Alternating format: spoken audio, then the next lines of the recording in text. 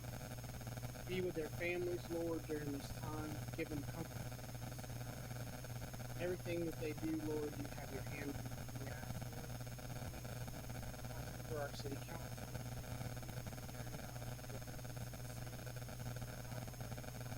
Continue to put a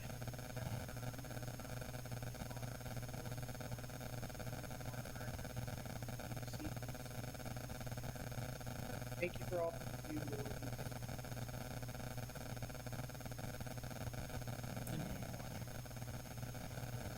To the flag of the United States of America and to the republic for which it stands, one nation, under God, indivisible, with liberty and justice for all.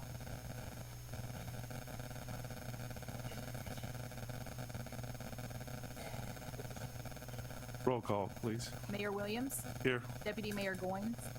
Councilmember Bovair. Councilmember Koss. Here. Councilmember Warner. Here. Attorney Garganese. Mayor Kanich. Here. Assistant City Manager Fuhrer. Here. Okay, thank you, ma'am. Okay, we're going to move on to the approval of our agenda and minutes. Item number 1, regular meeting, January the 8th, 2020. What is the wishes of the council? Approved.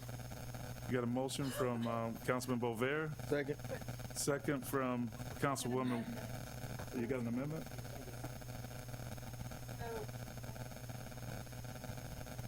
Oh, this is a regular meeting. Yeah, this is meeting right now. Yeah. Those are the agenda, that's not the minutes. So we got a motion from Councilman Bovair, second from Councilwoman Warner. All in favor signify by saying aye. Aye. Opposed? It passes unanimously.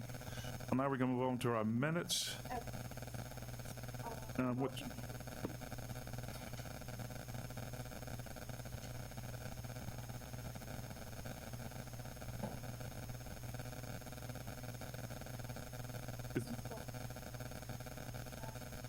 is this a regular meeting agenda? Oh, this, okay.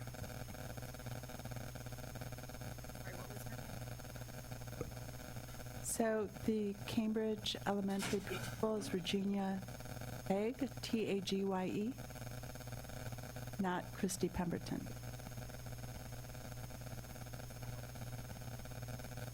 So that needs a motion to approve the minutes from the District 4 Town Hall meeting, regular meeting on October the 23rd, marijuana possession and dispensary workshop of October the 29th, utilities workshop on November 5th, and special city council meeting on November the 22nd.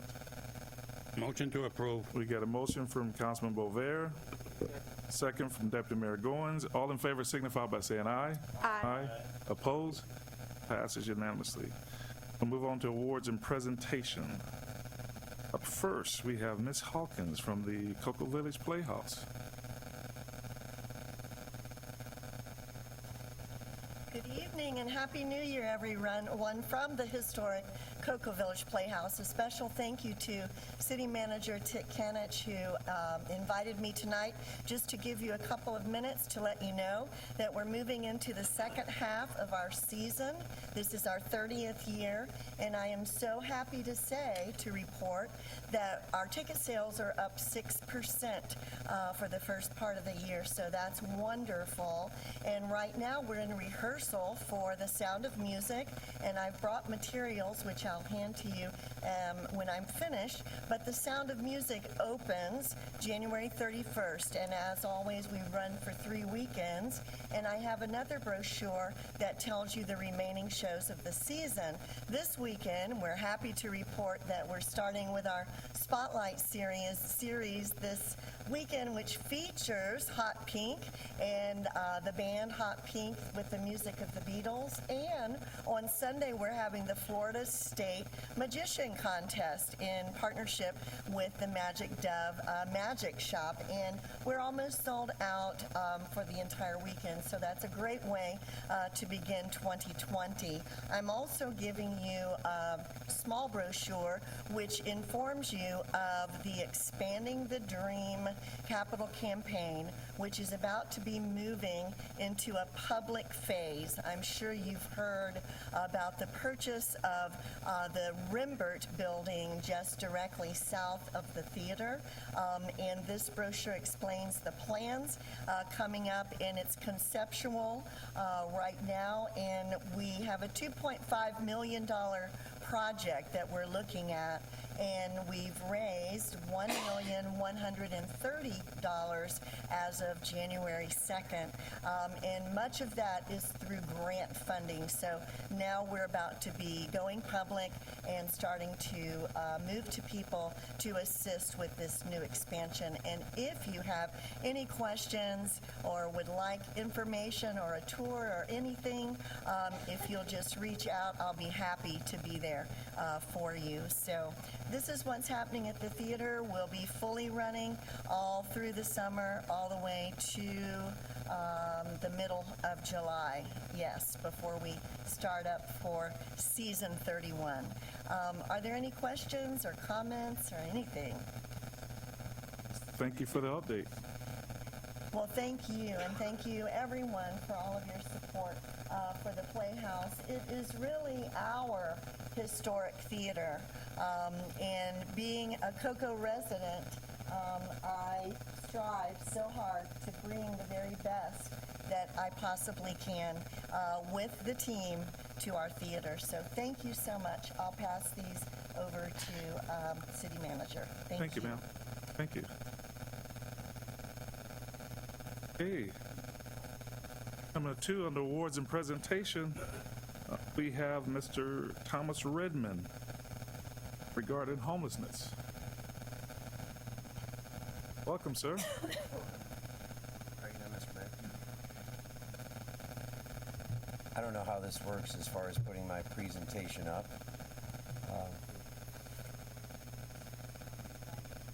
Sean. I'd emailed it, I think. It's up there. Yes, ma'am. Oh, okay.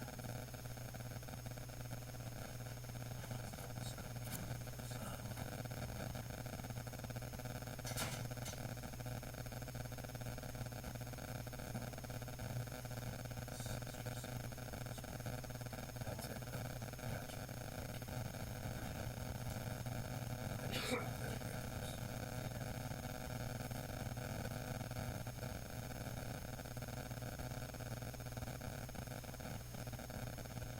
Thank you.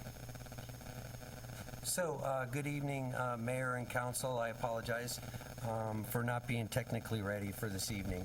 I want you to know that we have some amazing people doing amazing work all over the county. So I want it very clear that nothing I would say this evening would be to disparage anybody that's already working in homeless services. That includes any of the police departments, anything like that. I'm just talking exactly what the experts in our community have found, and that's namely the lead class of Brevard and their report on homelessness, and all the statistics that are the state statistics from the Brevard Homeless Coalition.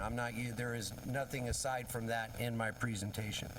So, to get started, basically, my personal background, I've been studying homelessness since 2014, and when I say studying, if you're not familiar with my qualifications, I took an entire year off my teaching career and lived homeless in 13 cities across America myself personally. After that, I did research all over the country in places that were having success with homelessness, and I've been invited by many cities to come in and advise them. The latest city that I assisted by giving 8 days of workshops was the city of South Bend, Indiana. And the reason I tell you all this is what I'm getting ready to present to you may be out of the box, but it's a result of 5 years of extensive research. I'm an educator, and everything I have is fact-based and research-based, and none of it's opinion. So let me move on. These words are not my words. They came right out of the lead Brevard report. And they say that this is a very polarizing topic, and it is. No matter who you discuss homelessness with, it is really a difficult thing to try to get one set of solutions from anybody. And before I move any further, Mr. Mayor, if I could say to you and the council that my whole purpose tonight is to have Brevard County move forward in a direction that is unified across all the cities. That is why I'm standing before you tonight, and that is why I'm enjoying the opportunity to talk to you, because here's the deal. The current system we have in place, and you will see by the numbers after we move by this slide, we are not making progress on homelessness. I don't know your city as well as I know my own city. I do know that I have been personally doing the Brevard Homeless Coalition count in the city of Palm Bay up until last year, and I have watched homelessness grow in my city from 40 people in camps to 102 currently that I can go put my hands on. That is being seen countywide, and it's being shown in the numbers that we see. The big deal and the big reason we need to approach this, because doing nothing is costing us a fortune. Now, my big dream would be that the county would unify all the cities and say, these are the ways that we approach these different issues. Here's how we break up a camp. Here's how we deal with panhandling. Here's the service gaps that we have. Nobody is getting the different communities together, and people are doing pieces all over the county very well. But we don't have a plan for cities. We have a plan to spend the money that we're graciously given by the federal government to house people, which is a super small percentage of our total homeless. Super small. I mean, 6 to 8% are being served currently. And that's not my number. You'll see. So what we really need to understand is, even according to their numbers, every slide I show you, and you can just look at the Brevard Homeless Coalition is at the bottom. I'm not going to read every slide because I'm trying to make this as quick as possible. You will see, whether you're talking about chronic homelessness, we went from 2018 from 116 to 206. Remember, all of these are coming from the point-in-time count, which is done by volunteers and is completely inaccurate. Nationwide, people say that this is 30-40% of the total number. But it is a metric that we use, that we report to HUD. So as you can see, even if you look at family homelessness, we reduce 2 people in a year. That's not going to move us to progress for these other 200 people. We're not making progress in any area, no matter how you want to look at it. Total homeless population, children, no matter how you want to go.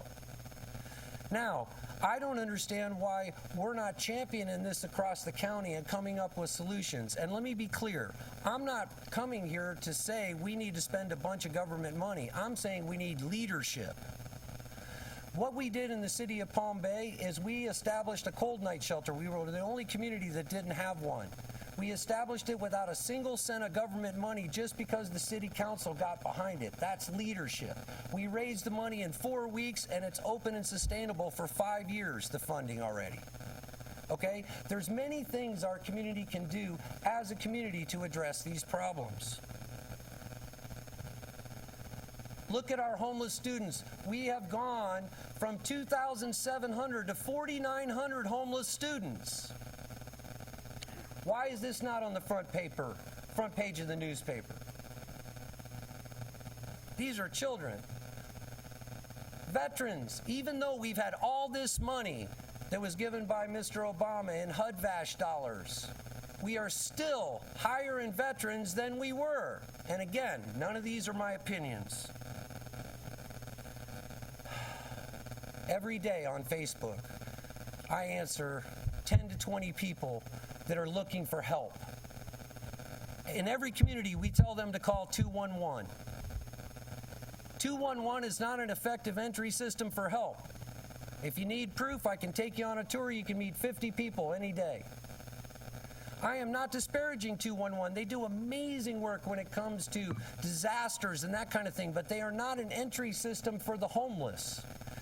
They came and briefed my city council, and they got 7 calls from the city of Palm Bay in a year. Now, I have 102 homeless on the street. That's not an effective entry system. Without knowing who we have and where they are, we can't come up with a plan, a community-driven plan. And that's what I'm kind of trying to get across here. A community-driven plan, not dollars. So here's my recommendations. First of all, if we don't have street case management for every single city in Brevard County, we can't identify our problem, we can't get good data. If we can't track every homeless person, and remember, the majority of our homeless are people that lived here first. They're not transplants like people tell you. We know that by the point in time count data. They ask them where was their last permanent address. So these are our residents, and it's because we have a lack of affordable housing. So we need street case management. We need to track these people from the time we find out about them until we get them into a better situation. We need to talk about how are we going to have more low-cost housing. I don't mean Section 8 housing. I'm talking tiny homes, all kinds of stuff out of the box, making hotels homeless housing or low-income housing, not Section 8. All of these things are possible by changing ordinances and by having a plan. And I'm not trying to pretend I know what's best for your city. I surely don't. But I know without a plan, you're not going to go anywhere. And that's the same with every city in Brevard should have a plan on how they're going to address all these issues that aren't addressed in any Brevard Homeless Coalition report. The amount of money the chief spends dealing with panhandlers should be addressed. The amount of money we spend interacting with homeless camps should be addressed. So right now, if you're a single woman, there's no shelter for you to go to in Brevard County. If you're a single man, there's no shelter for you to go to. If you're a couple with no children, there is no shelter for you to go to. If you are a family with children, there is such limited capacity. We have some people doing amazing work, Family Promise and their organization, but they only take care of how many families a year? And that's it. Where else can a family go? Now, if you're a single woman with a child, there's many resources, and that's a blessing. And we have many good domestic violence shelters and all that. But all of those people, there's no place for them to go get help. So, in closing, here is what I'm asking the council to do. I want every city in Brevard County to consider that maybe what we need is a couple of representatives or a representative from each city to sit down and make a county plan. The county government's not going to bring the cities together. We have expertise. Me and your chief have talked about this subject. I would love his expertise to be shared with other communities.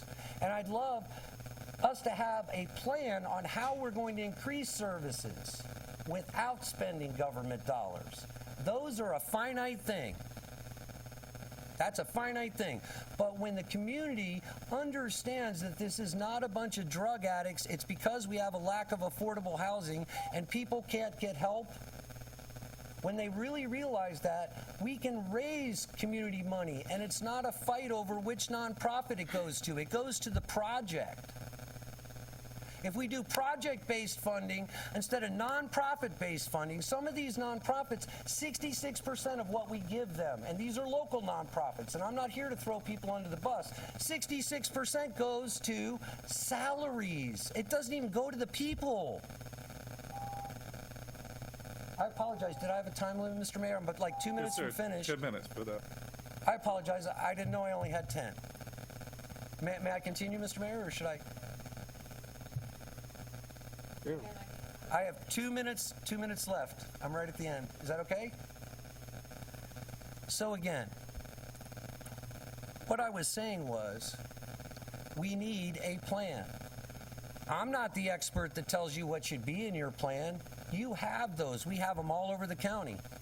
But if we continue to allow nonprofits to come give elevator pitches for their individual programs and we don't see the actual numbers of homelessness reducing, we're not fixing anything. We need to fix this. So here's my specific ask. The city of Palm Bay has now had 3 workshops on homelessness where we have had community partners come in and offer to help. I don't mean come in and here's the program, if you give me 80 grand, I'll do this for you. I mean churches getting together. I would like you to consider having a workshop on homelessness. I would be happy to be here and I would be happy to bring as many people from COCO that are in the nonprofit world. I know them all. Second, get behind some sort of plan, whether it be countywide or for your city, to address all the things that aren't addressed today.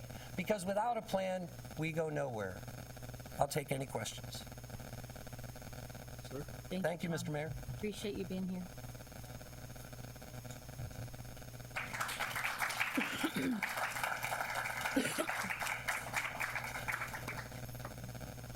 All right, we can move on to item number 3. We got a proclamation for the Brevard Kennel Club that Councilwoman Warner is going to read.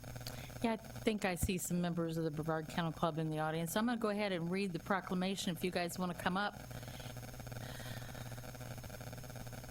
Whereas the Brevard Kennel Club was formed in Cocoa in 1958 and was licensed by the American Kennel Club in 1973 to hold sanctioned point shows and obedience trials. And whereas the Brevard Kennel Club has provided funding for training of Cocoa's canine bear and copper, as well as canines from Rockledge and Brevard County. And whereas the Brevard Kennel Club members dedicate their time receiving specialized training to staff and manage an emergency shelter during a disaster and during times of disaster, they team up with Brevard County Animal Services to rescue animals. And whereas the Brevard Kennel Club has given financial support to the Brevard Humane Society, as well as holding events to educate children on dog safety, bite prevention, and they devote a day to our Cops and Kids summer camp. And whereas the Brevard Kennel Club has sponsored and participated in many dog-related events in Cocoa, such as Responsible Dog Ownership Day and Woof It Up.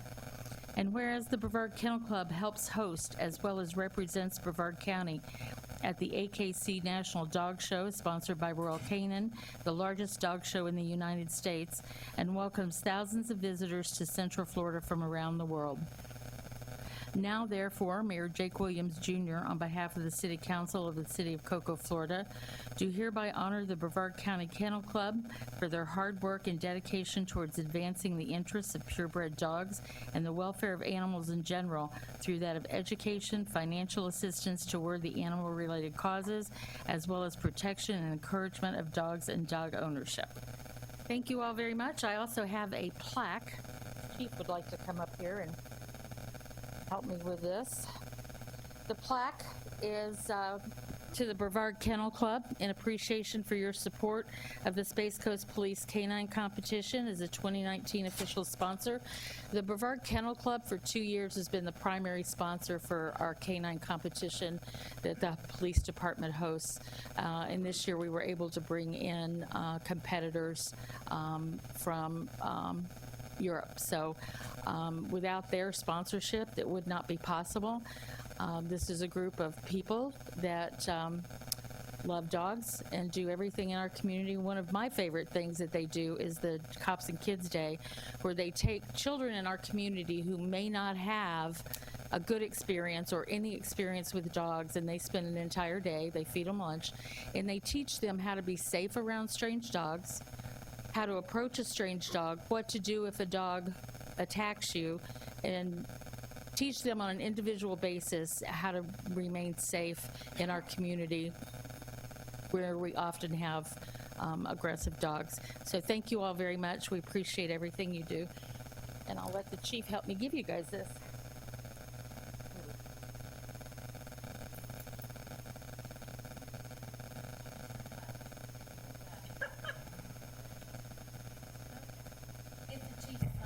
Thank you, by the way. This is Miss Edna Corney, the president for I don't know how many years of Brevard Kennel Club. Mr. and Mrs. Dial, who are the physical labor for Brevard Kennel Club. And Miss Pam, who we all know here from Cocoa Village, who does amazing things to help raise money and supports everything the Kennel Club does. And then we have Miss Mary over here, who does amazing work training dogs and always shows up when we need her to, even when she's really, really busy. So thank you all very much. Here's your proclamation.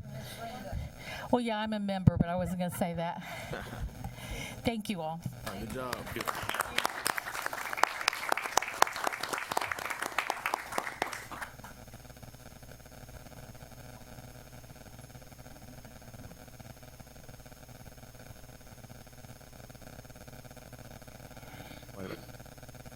Okay, we're going to move on to our delegation.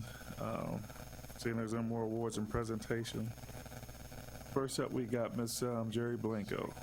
Could you come up, state your name and address, and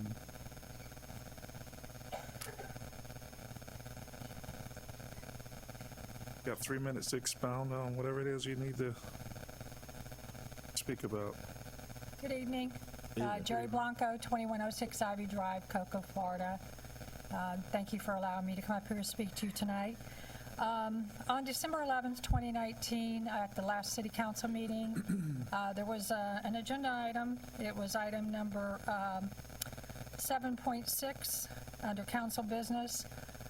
There were some remarks and accusations made by Councilwoman Koss directed at the chair of the nonprofit that particular item I want to call anyone addressed. out in here, so if you can just The statements were made by that particular individual, say a and council so member. they were directed at the chair, who is Port Commissioner Robert Harvey. It was an attempt to discredit the nonprofit, and per the Code of Conduct, City of Cocoa, 2002-8, I would like Mrs. Koss to give to state a public apology to Mr. Harvey for her remarks. And I can read you the references on the Code of Conduct. If anyone needs a copy of it, I'm sure that it can be provided. Under Section 1, Code of Conduct, Paragraph E, and I will read it. In my capacity as an elected City Council member, I will refrain from inappropriate language, including statements that are malicious, threatening, disparaging, mean-spirited, vulgar, or abusive. And in calling for the apology, I reference in the same resolution, Code of Conduct, City of Cocoa, 2002-008, Section 2, under penalties, based upon the gravity and frequency of the violation, the City Council by majority vote, unless otherwise provided below, may impose any and all of the following penalties for a violation of this resolution by any member of the City Council. And I refer to item 1, required public apology. Thank you, ma'am. Thank you. Okay, we have next Larry Sinclair. If you can come up, please. State your name and address.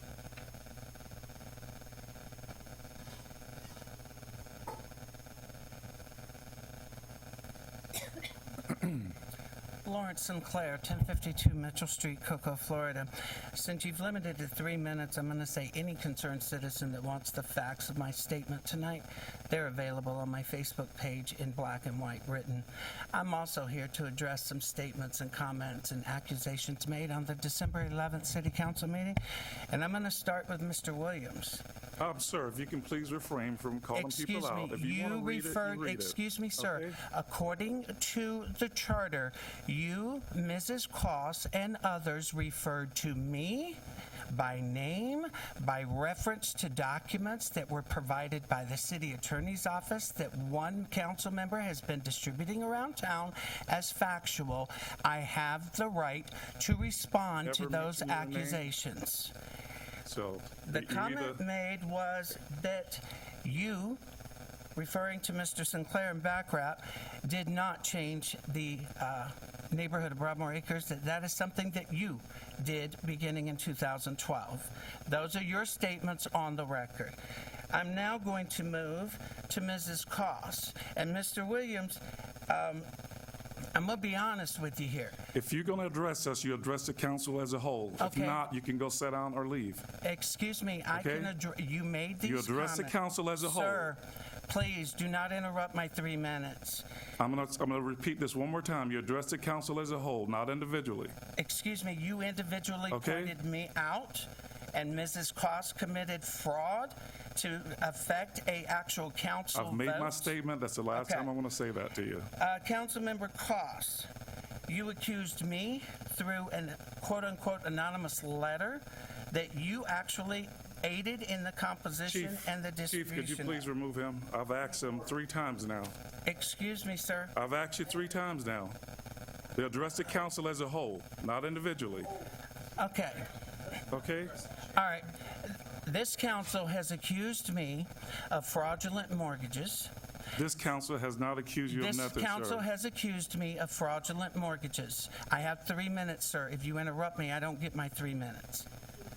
This council If you has address made the council as a this whole. council and the public records of this council meeting on December 11th, 2019, accused me and an organization that I founded of illegal activity, of unjust mortgages and illegal mortgages. You referred to a mortgage that the young lady told me to tell you tonight to please keep her name and her business out of your letters. You've accused me of doing contract for deeds. I have never done any such thing, neither has BackRap.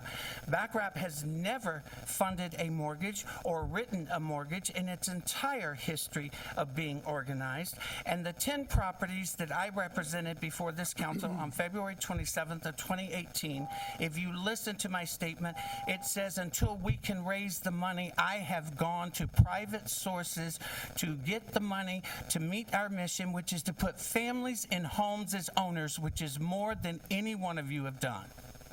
Thank you, sir. Next, we have Mr. Sam Claiborne.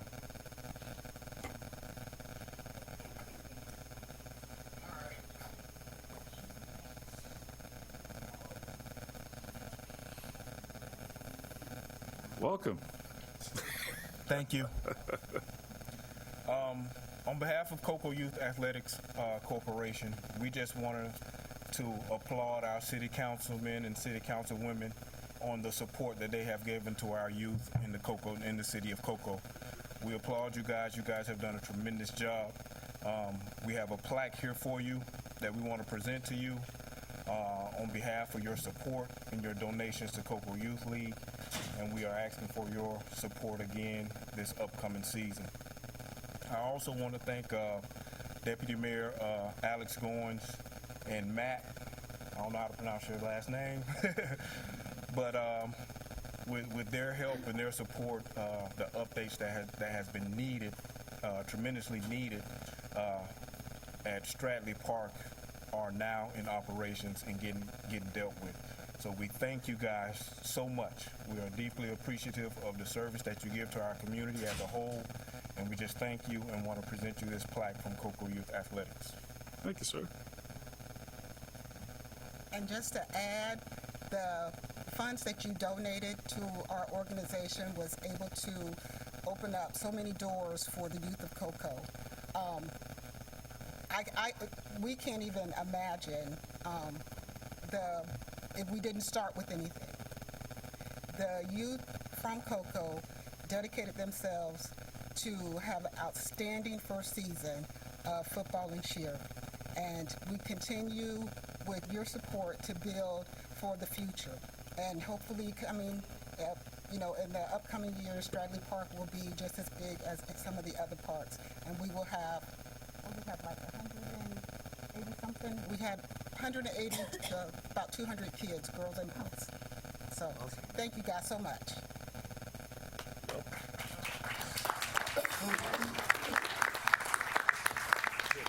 And also just to acknowledge the rest of the Cocoa Youth Athletic Board is here. Please, please.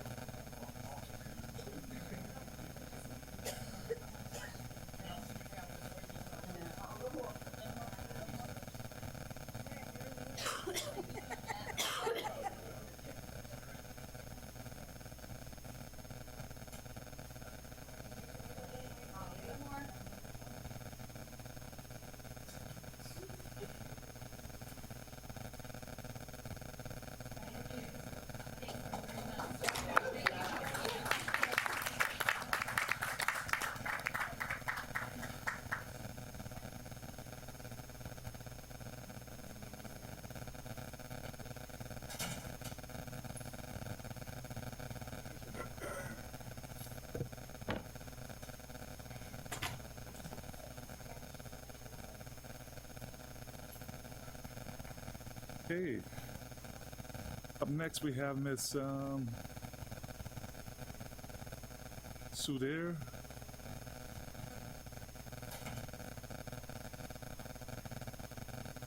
Mr. Sudair?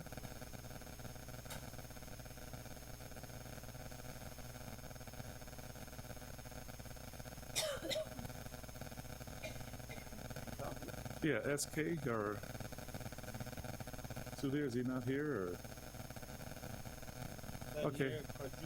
Well, we'll just go ahead and, Reverend Dennis? You can state your name, address, and Good evening, everyone. Reverend J.B. Dennis, 3710 Catalina Drive, Cocoa, Florida.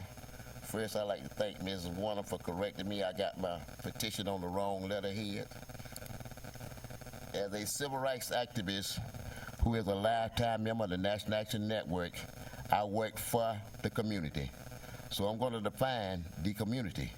All black communities, all white communities, all integrated communities, the National Action Network and the NAACP, plus other civil rights groups, goal is to make all communities safer. The intent of an advisory board is to police the police. These types of boards are useless when you fill them with ex-police officers.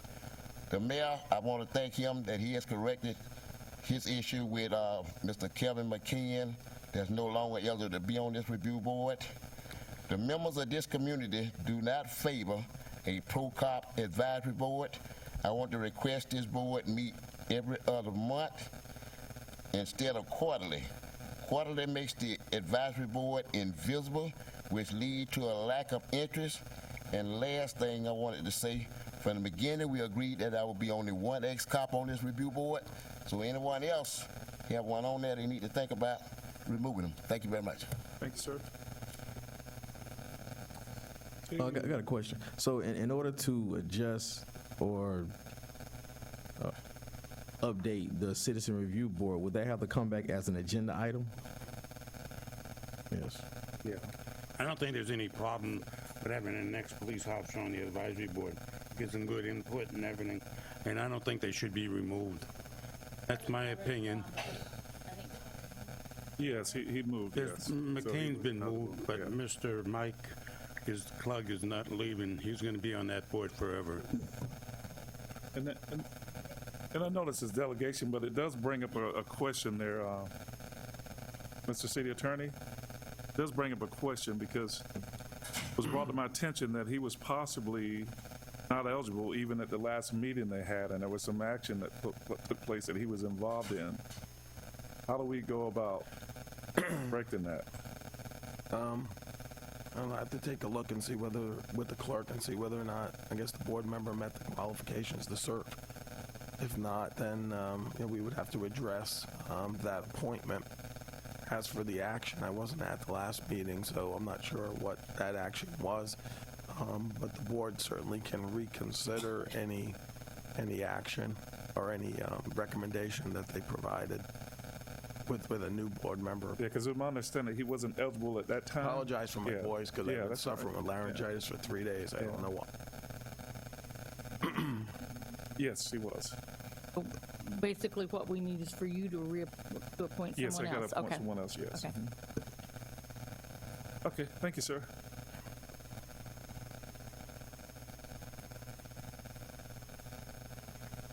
Is this your card right here? No? Oh, he did come in? SK? Yes. Okay. Yes, sir.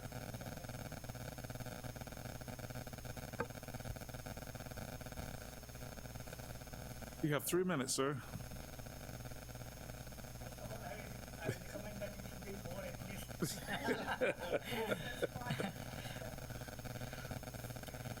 Okay, I am Sudhir V. Kotecha. I reside at Westminster, Esbury, 1430 Dixon Boulevard, Cocoa, Florida. Our manager is Joseph Down. He is a very crook man I have ever seen in my life of 74 years. Okay, but I have main very serious complaint against your retired Cocoa police officer, Mr. Glenn Wade. On July 3, D. Miles is a lady who is so-called owner of so-called thirst stop. It is both are so-called because they are not registered. A little bit off the mic, yes. Sorry, Yes, they were not registered with Cocoa City Hall or state of Florida.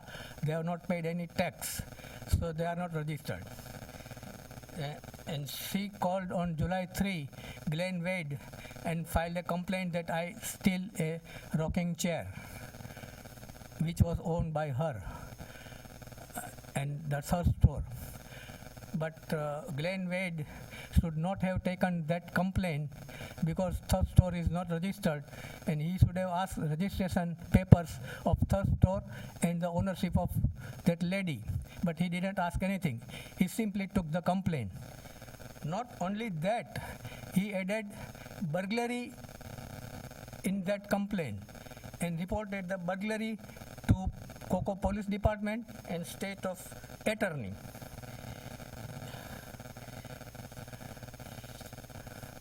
And not only that, with Joseph Down, the crook manager, he advised, according to his advice, Glenn White didn't inform me anything of after 3 July for 3 months.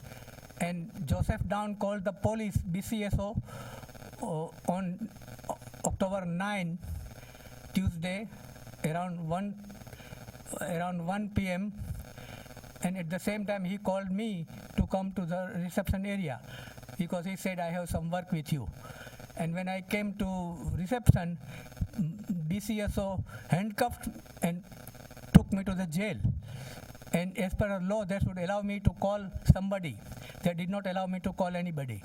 And I was taken to jail. I didn't know why I am taken to jail. I have been taken to jail. And next day, I hardly could contact with my sister indirectly through somebody, and my sister has to run to bail bond, pay $600 because of only wrong thing of Glenn Wade of burglary, and she has to sign a bond of $5,250. It was a great mental torture to me and my sister. And Glenn Wade his supervisor must be fined $5,000, and I should be given from pocket of Glenn Wade $600 at least. Time is up, sir. It's 3 minutes. Okay. Yes, sir. Thank you. Thank you, sir. And I'm giving this paper to here, and I have given many papers yesterday to your office. To the city clerk. Okay. Thank you, sir. Thank you. Ms. Nita Gibson.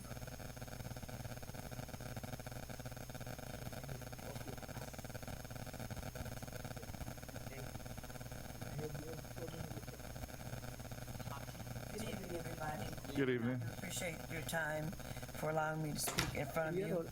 My name is Anita Gibson. I live at 451 Stone Street, Cocoa, Florida, 32922. My interest in coming before you is something very personal, very close to my heart. My son was shot December 9th. As a result, everything has gone cold, but my heart is still with fire and energy to see something come of this. My 3 points that I want to know, is there a board? Is there a chain of command? Is there grants that we could have? A cold case unit? I've spoken to the chief on a regular basis, every month or every other month. We speak on these different issues, but I want to see something going forward as far as a cold case unit, either directly in Cocoa or Brevard County. The billboards, I want the billboards out front as you pass 520 going east and west. I want them to reflect intermittent people that have been murdered as far back as the billboard will permit. You put 10 people, 15 people, however that goes, to just still showcase these people as not being forgotten people.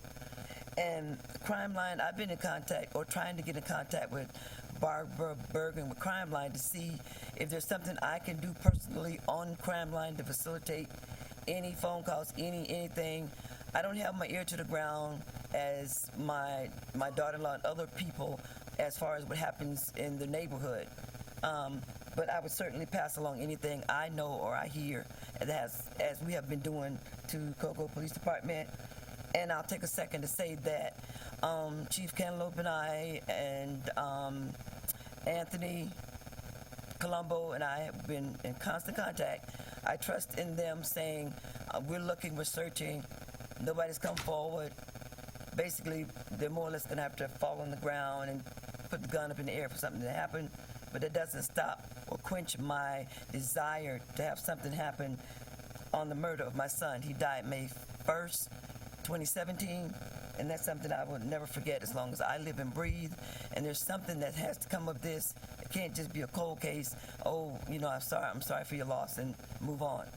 And the last thing is that the police department has a wall, it's a door that goes into the police office, and is lined with pictures. So I'm asking that my son be placed on that board that's been there since I've been in Cocoa, really, with 20, 30 people that are just there. There's no movement, there's even no shifting of the boards to say this happened in 2010, 13, now we're in the 19. And so my thing is, I won't allow this to be cold. I'll keep at it until I get some resolve. And I would like somebody to reach out to me to tell me what's my next step, what's the chain of command that I can facilitate some change. Thank you. Thank you, ma'am. Yes. Next, we have Ms. Rita Lanier. Please come up and state your name and address, please. Yes, Rita Lanier, 1200 Clear Lake Road. Okay, is that better? Yes. Okay, thank you. Okay, Rita Lanier, 1200 Clear Lake Road.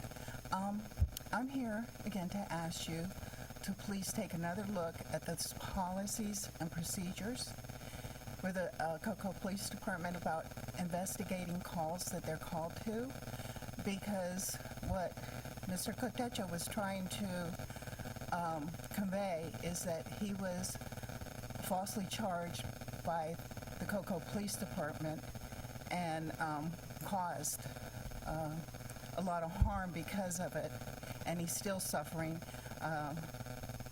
mentally, physically, financially because of it.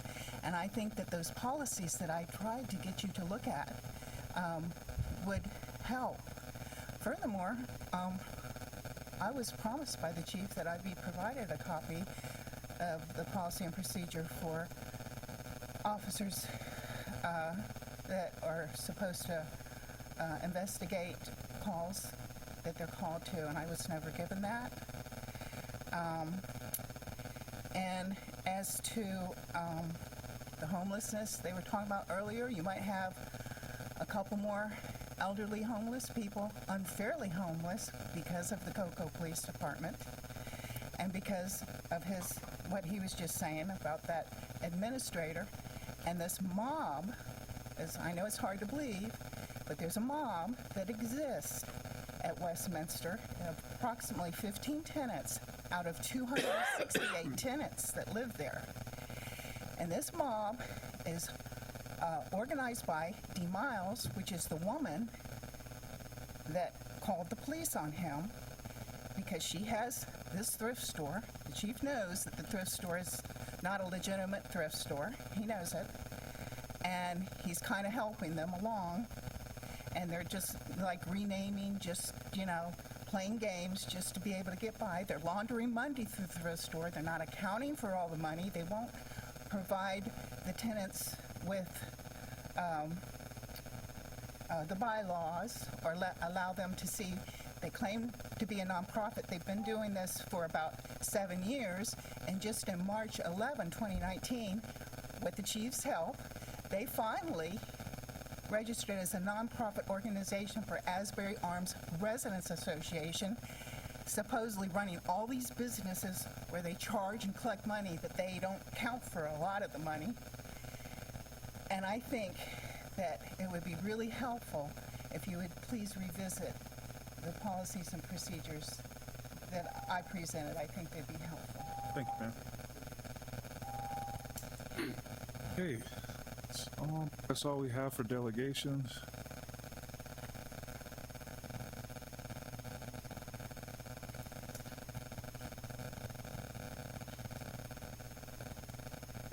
Reports. Is there any advisory boards or committee present? Sir.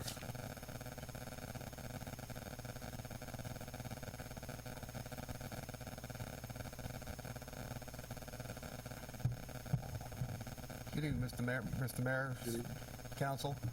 I'd like to thank you for your quick response, getting the Board of Adjustments back to full staff +1. I really appreciate that. So I don't have to gavel a meeting, we don't have a quorum. So thank you very much for your expediency on getting that done. I really appreciate it.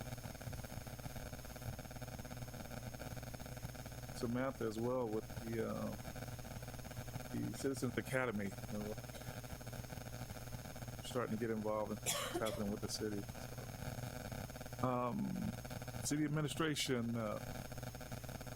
No report. Thank you, sir. No report. Oh, I'm sorry. Yes, sir. Yes, sir. I'm sorry. Yeah. Yes, sir. Yes, sir.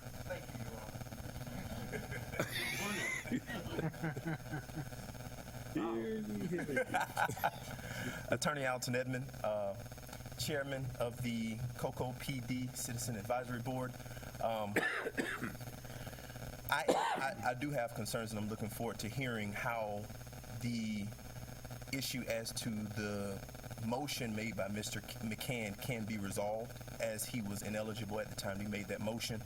I know that you weren't there at the time, so I'll debrief you very quickly. The motion that Mr. McCann made was to, at the citizen advisory meetings that are to address potential issues with the police department and the community, his motion was to make commendations for certain heroic acts that police had performed in the community. And I objected because that was not the purpose of the board. There are a lot of really good acts performed by police officers that I think should be lauded. However, the police advisory board is the police citizen advisory board, I believe, is the improper venue to handle those sort of matters. And so an objection was made, but that motion passed over my objection. And so if, in fact, he was ineligible to make that motion in the first place, I wonder if we should have to address it or vote on it again, or whether it should be undone due to the fact that he was not eligible to make the motion in the first place. And so if you can advise as to that, so that we can have an idea what to do moving forward in March when we have our next meeting, that would be helpful at the very least. Okay. I'd be happy to do that. Thank you. I'll send out some written advisories once I talk to the chief and get some more information, but it sounds like you got two issues, potentially. One, whether or not the commendation of the police officers as motioned by the board falls within the purview of the board to make in the first place. Second issue is whether or not Can, who apparently wasn't eligible to serve any longer, made the motion, commendation, to readdress it. Thank you, sir. Okay. I got a question for you too. So, what's your thoughts on the other idea that Reverend Dennis had about doing monthly meetings? I believe that he said bi-monthly. Or bi-monthly. And I do agree with that idea. There was a suggestion for monthly meetings, and I didn't think that it was necessary for us to meet every month. But we do have a fair amount of issues that come before the board, and we've had meetings that last until almost 10 o'clock because of how many issues we had to address. And so if we met a little bit more often, one, our meetings wouldn't take as long, we wouldn't have as many issues to address, and I think, as Reverend Dennis said, we might be able to get more participation in the community if the meetings weren't just once every 3 months or 4 months or so. Good point. Thank you. Thank you, sir. Welcome, sir. Thank you.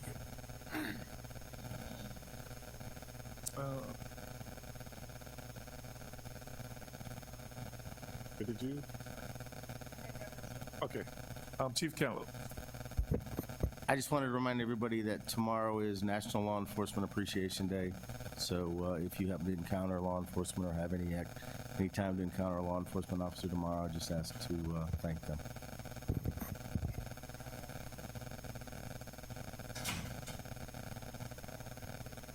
Thank you, sir. Chief Lamb. I'll just go ahead and start early because everybody thinks that police and fire have a rivalry. So, Chief, I love you and I appreciate you. Start that off first. I'm proud to say the Space Coast Fire Chiefs announced their annual awards for this year. The ceremony will be held January 15th at the Cocoa Civic Center. And I'm pleased to say that 2 of our employees were chosen this year. Driver-operator Alex Candelero was chosen as the Space Coast Fire Chief's Firefighter of the Year. Deputy Chief Samuel Bird was chosen as the Space Coast Fire Chief's Training Officer of the Year. So, 2 outstanding candidates. I'm very proud of them. Represents exactly what our organization is moving forward in across the city, and I'm very proud that they're Their Chief of the Year, too, as well, sir? You want to tell us about that? I don't remember seeing that on there. Yeah, right. Chief Lamb is the Chief of the Year, so. Thank you, sir. Appreciate it.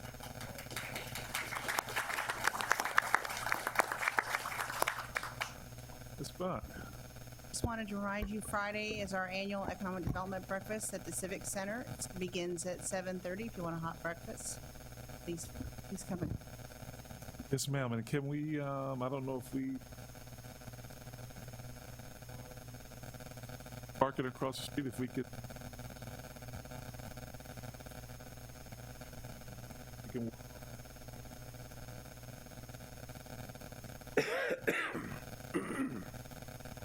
No report tonight, sir. Thank you, sir. Report. Happy New Year. Thank you, ma'am. Julie? Reports? City Attorney? Oh, no report.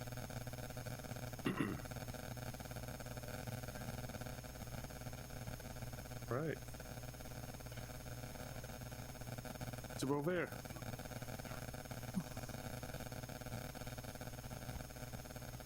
Councilwoman Cost as well.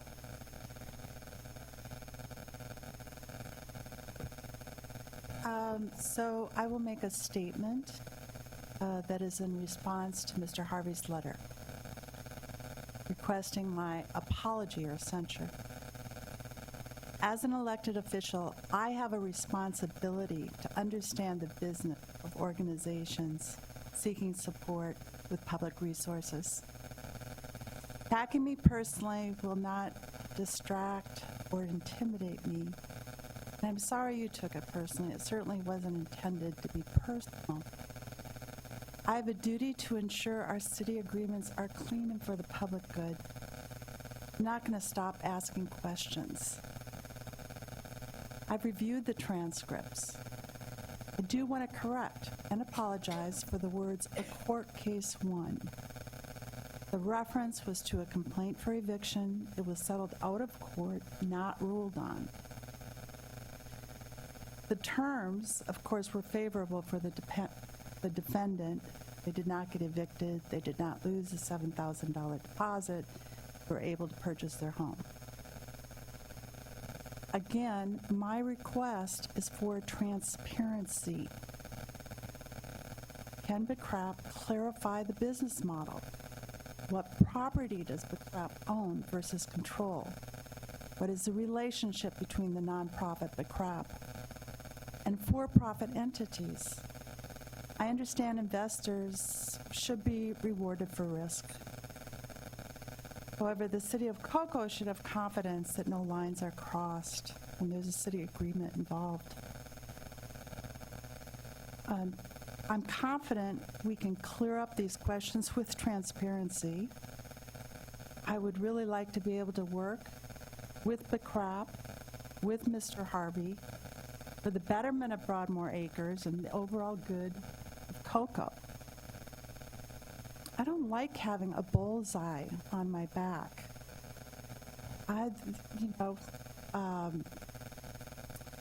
The vile and bigoted statements that are being made on social media, I don't want any of that. I really want to go forward and build this city. I have no desire to ride on floats or be on the podium, or I want to make Cocoa a better place to live, and I don't know how we do that if we don't ask questions, if we don't keep things clean, and if we don't demand transparency. And so I hope we can go forward with Cocoa. Thank you, ma'am. Mr. Sis.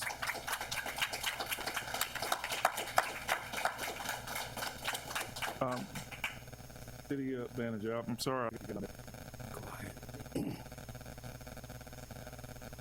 I just have one item, just to make the council aware.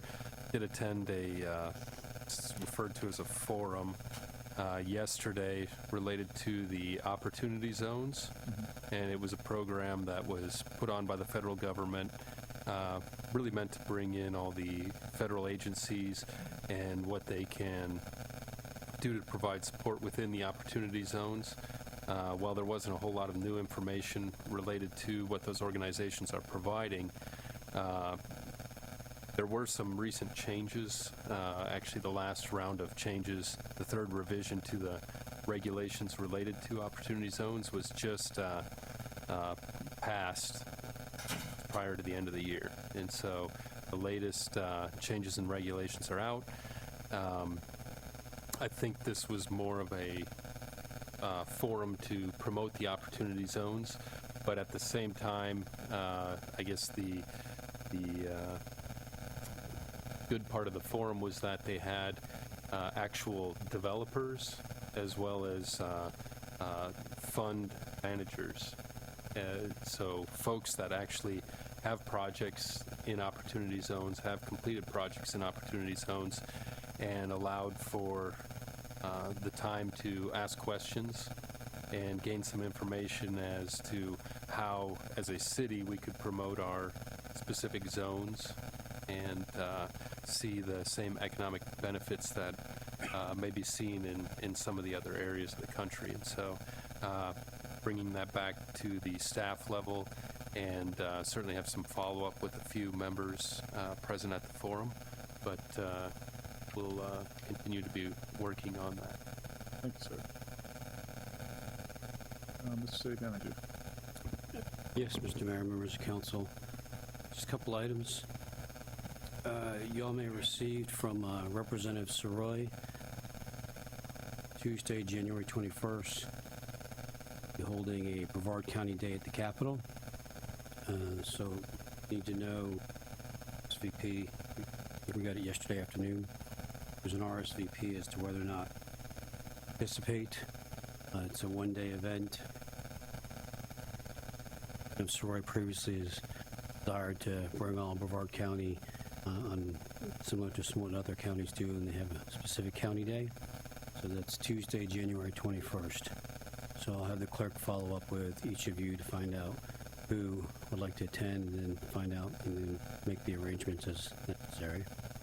Yeah, I had this discussion in the meeting I was in this morning, and we got the MLK March Monday.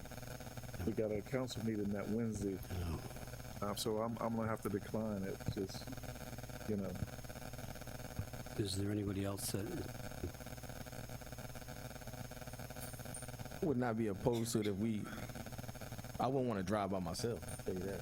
But I would want to, take definitely a city vehicle. We can drive together, whoever wants to go. But if it's me solely by myself, then I'll decline to, because we're going again in February as well. Yes. For legislative week. So I'll have the clerk follow up, but thank you, Mr. Mayor. Talking about the legislative action days for the League of City. Okay. Councilwoman Warner?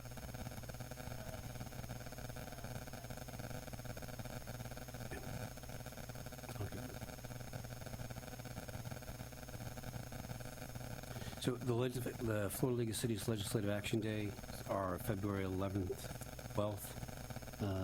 If you recall, the 12th is our scheduled city council meeting. So we need to determine what we're going to do February 12th. Yes. Yeah, we're going to have to change that.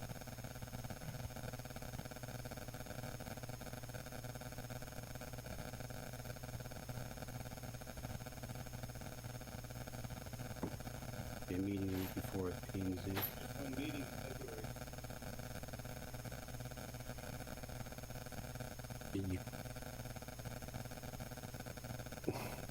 That's 6 away, so we're good. We could. Yeah, I don't urgent, needs to be taken care of. I'll get with staff. We generally discussed, like at our last meeting, what's coming up for the next meeting, so I'll circle back with staff to make sure that we ensure that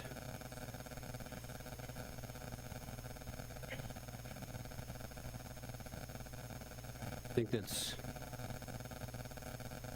yeah, I think the Board of Adjustment is that.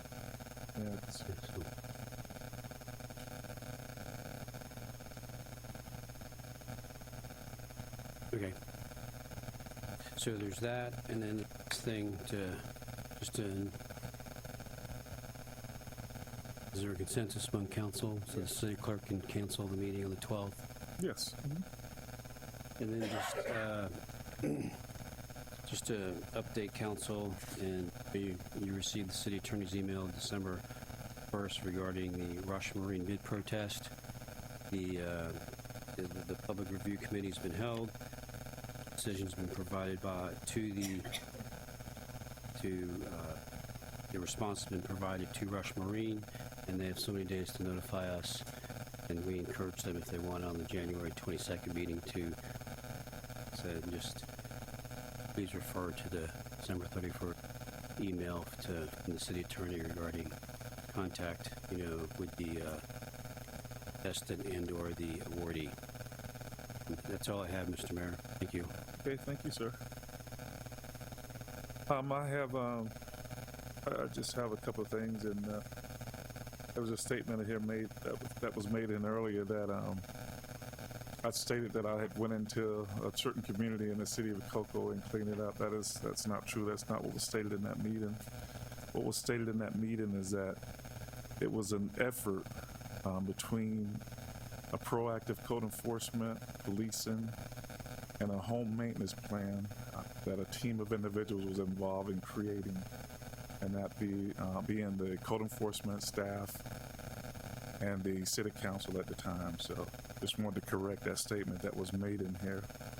With that being said, I know, looking at the time, I'm just going to go ahead and pass my time on to Deputy Mayor Goins, his report.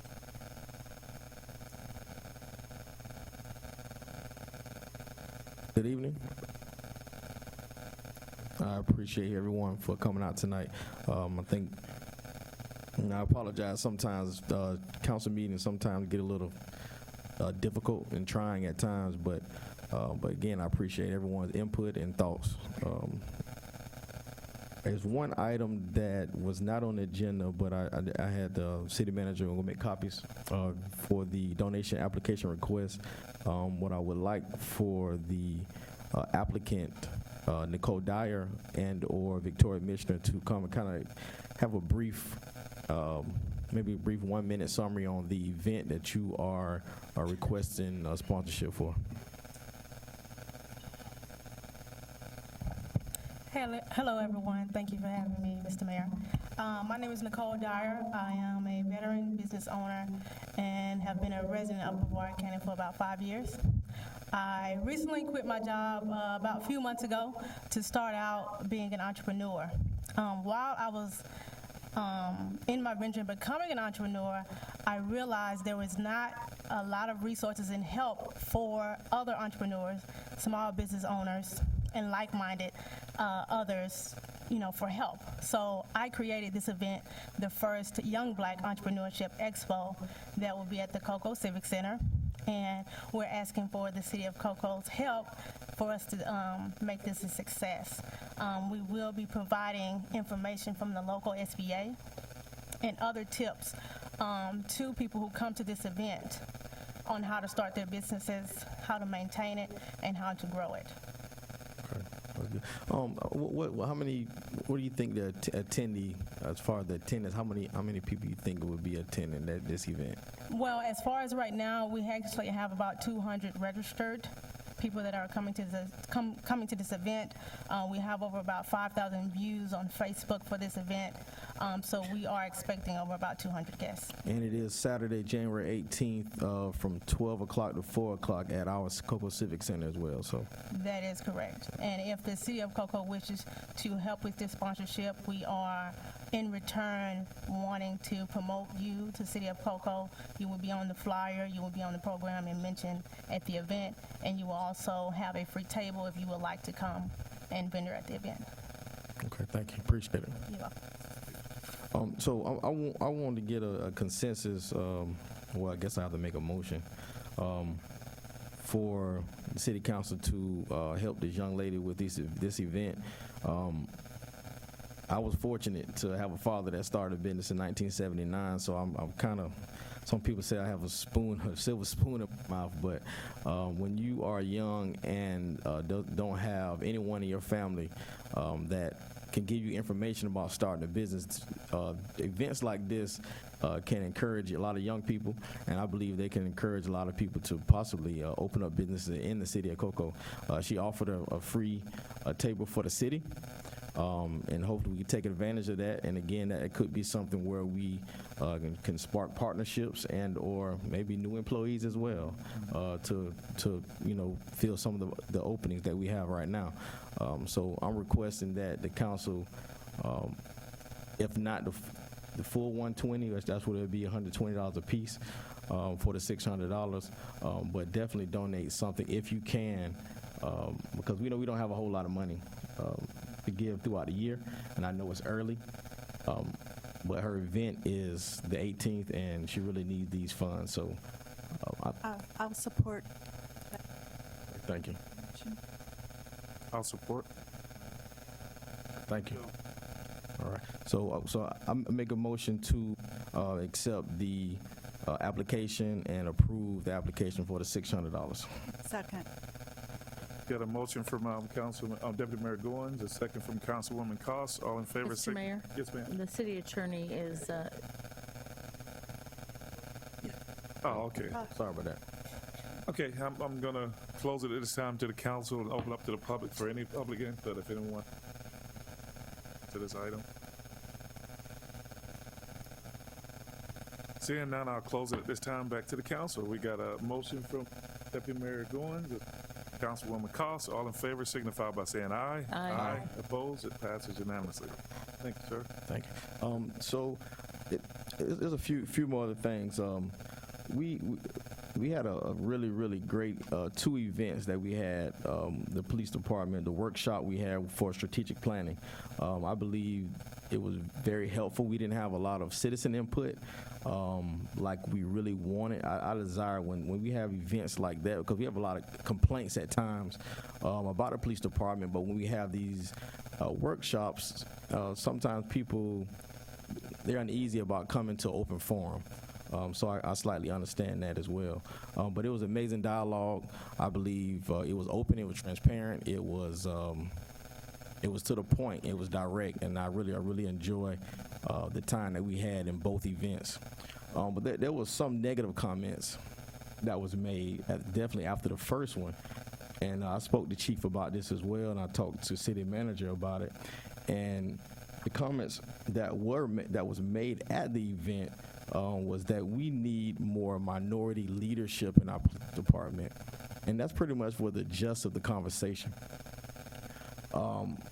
Following the meeting, we get attacked on social media regarding those comments, and it got twisted to something that wasn't the intention of the meeting. That we got accused of trying to turn cocoa black. Don't know what that means, but chocolate is black. But I really don't understand what they were trying to say. So I did some more research, and to justify our statements about minority leadership, we did some records requests for City of Rockledge and City of Cocoa, and the numbers show that what we said was accurate. And I didn't know that to be fact. We was just making recommendations, and that's the whole purpose of the workshop, is for people to come make recommendations to help us out, not to bash, not to point fingers at different departments. It's always to grow cocoa. So, and sometimes, when my wife tells me that I did something wrong, I don't like it. I feel really bad that she said it, but a lot of times she's right. So being uncomfortable helps me grow. And at the time when she says it, I don't see that. A lot of the time when she said it, I don't see that. But uncomfortable conversations helps the city of Cocoa, and I believe that wholeheartedly. I was brought up that way. My father is a firm and stern accountability person. So when these things happen and negative comments come out, I think I have to address those things. So we have about 32 to 39% African American population in the city of Cocoa. We have 9% of those are sworn police officers. So the comments that we made is not to point fingers, it's to point out that we need more representation that looks like our community. So I looked around the country, and everyone is having this conversation about a representation that looks like their community. So when we said these things, it wasn't, this whole country is talking about this. It's not just the city of Cocoa, it's all over the country. So I went and spoke to Chief Lasada from City of Rockledge as well, just to see, did we say something that was that bad? Did we disrespect anybody? How would you take this? And he said that's what his whole purpose is daily, is to recruit people that looks like the community, or whatever that may be. It could be a woman, it could be Hispanic, it could be white, it could be black. Whatever his community looks like, he wants the police department to resemble that. So right now, he has over 52% of minorities working for the police department in Rockledge. Rockledge has less than 12% black people that live in Rockledge right now.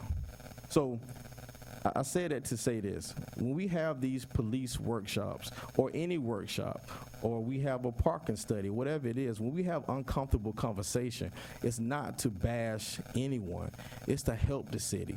I love the city. I believe all of us sitting up here love the city. But when we say these things to help us, it's not to bash anyone. And the things that we said, the statistics show that what we're saying is the truth. It's facts.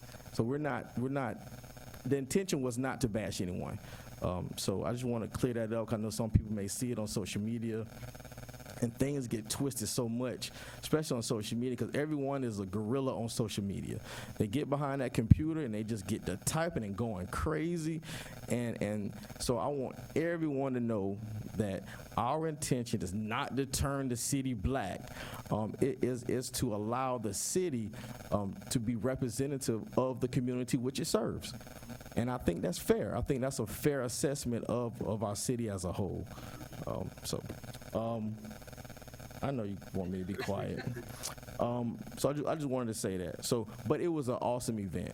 I commend Chief for sitting in it. I know sometimes, again, like I said about my wife's situation, when you're sitting there, it's difficult to listen to things where that's Chief baby. That's his baby. He's been in this department for a long time, and he is very, very well respected. I love him to death. We have a lot of different conversations. And so I understand sometimes it sounds crazy when you're sitting there and someone's saying, well, you need to do this, we need to do that. But that's the whole point of the workshop. That's why we're there.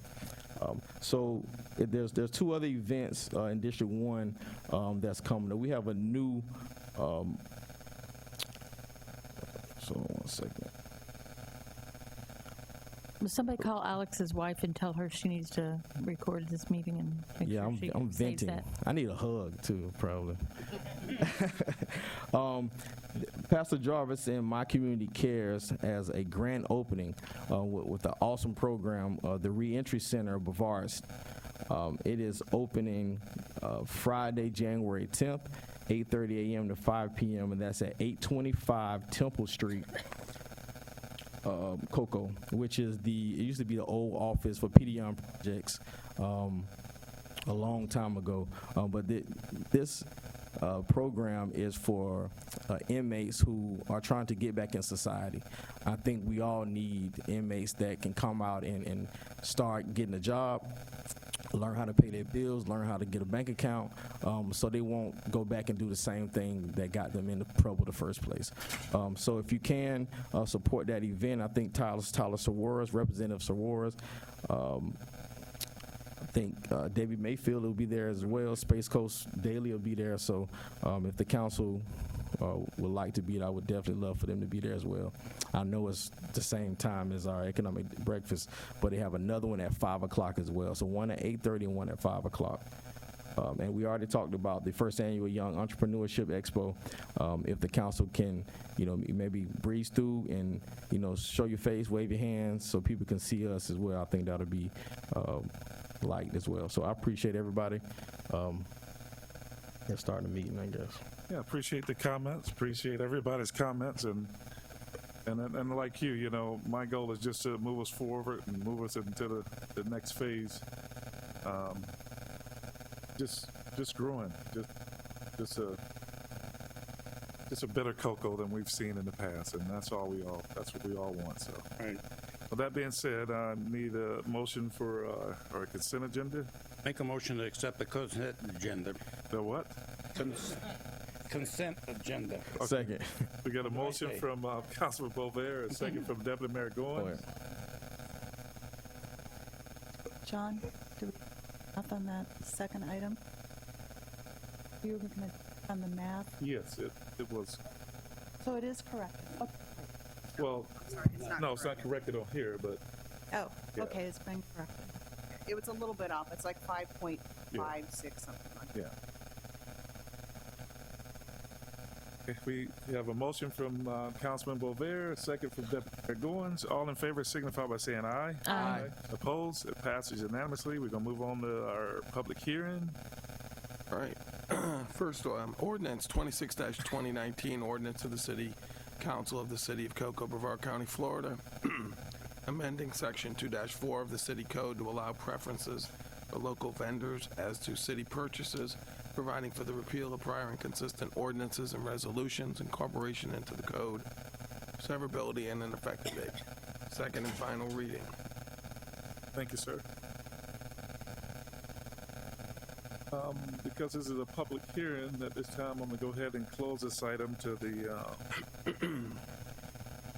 council and open up to the public for any public comments.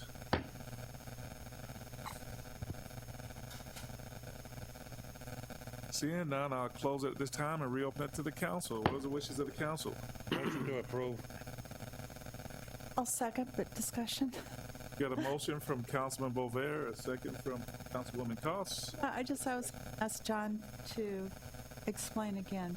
That second item on the changes include require the local business to match the lowest bid, receiving a local preference means.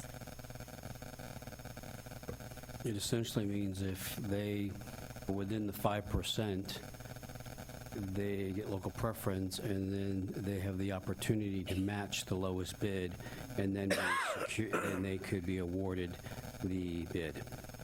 Not go 5% vote. No, it's like so if say the value of the service that's been bid is $100,000, and you have one that's at $104,500, and that which is the local, and the other one's at 105 or 100. The local that's 104.5 would have they're within the 5%. They would have the opportunity to come down and match the $100,000 and thus secure the bid, be awarded the bid. Thank you, sir. You have a motion and a second. What is the wish? All in favor signify by saying aye. Aye. Opposed? It passes unanimously.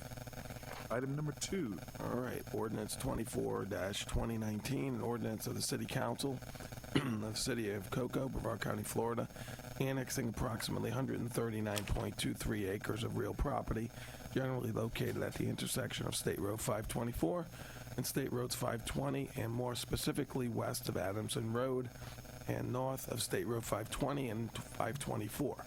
Providing for the amendment of Cocoa Charter Article 1, City Boundaries, to incorporate the real property into the city boundaries, providing for the filing of the revised Cocoa Charter with the Department of State, and as also required by law, providing for the repeal of prior inconsistent ordinances and resolutions, severability, and an effective date. It's a second and final reading of this ordinance. Thank you, sir. And because this is a public hearing, I'm going to close it this time to the council, open it up to the public for any public comments. Seeing none, I'm going to close it at this time, reopen it to the council. What is the wishes of the council? We have a motion from Councilwoman Warner. Second. Second from Councilman Bovair. All in favor signify by saying aye. Aye. Opposed? It passes unanimously. Thank you. Okay, we're going to move on to council business. Let's approve a code enforcement lien reduction request in the amount of $3,000. Chief Cantaloupe. Yes, Mr. Mayor and Council.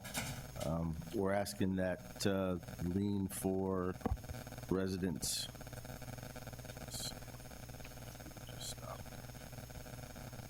540. 540 Peachtree. 540 Peachtree be reduced to $3,000. It's currently, all the codes have been met, everything's been done. We went through our check sheet and everything's up to par. And it was my understanding that the actually the owner heard its amount. Yes. Yes. Motion to approve. We got a motion from Second. Councilwoman Warner, second Councilwoman Cost. All in favor signify by saying aye. Aye. Opposed? It passes unanimously. Okay, item number 2 on the council business. City Council direction on adding a provision to the city code, add temporary mobile vending as a type of business. You know, I read this before we start. I read this, and this seemed to be directed toward food. Yeah. And that wasn't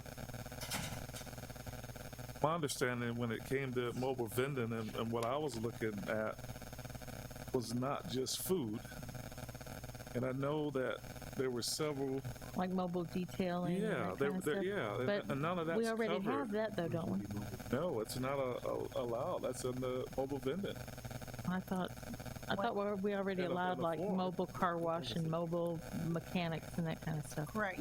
As a mobile detailer, you can get a license and a business tax receipt and do business within the city. You would go to that actual. Food trucks. Correct. So, all of them. and the intent of the mobile vending agenda item is not just to limit it to food. It could be like the rug guy. Right.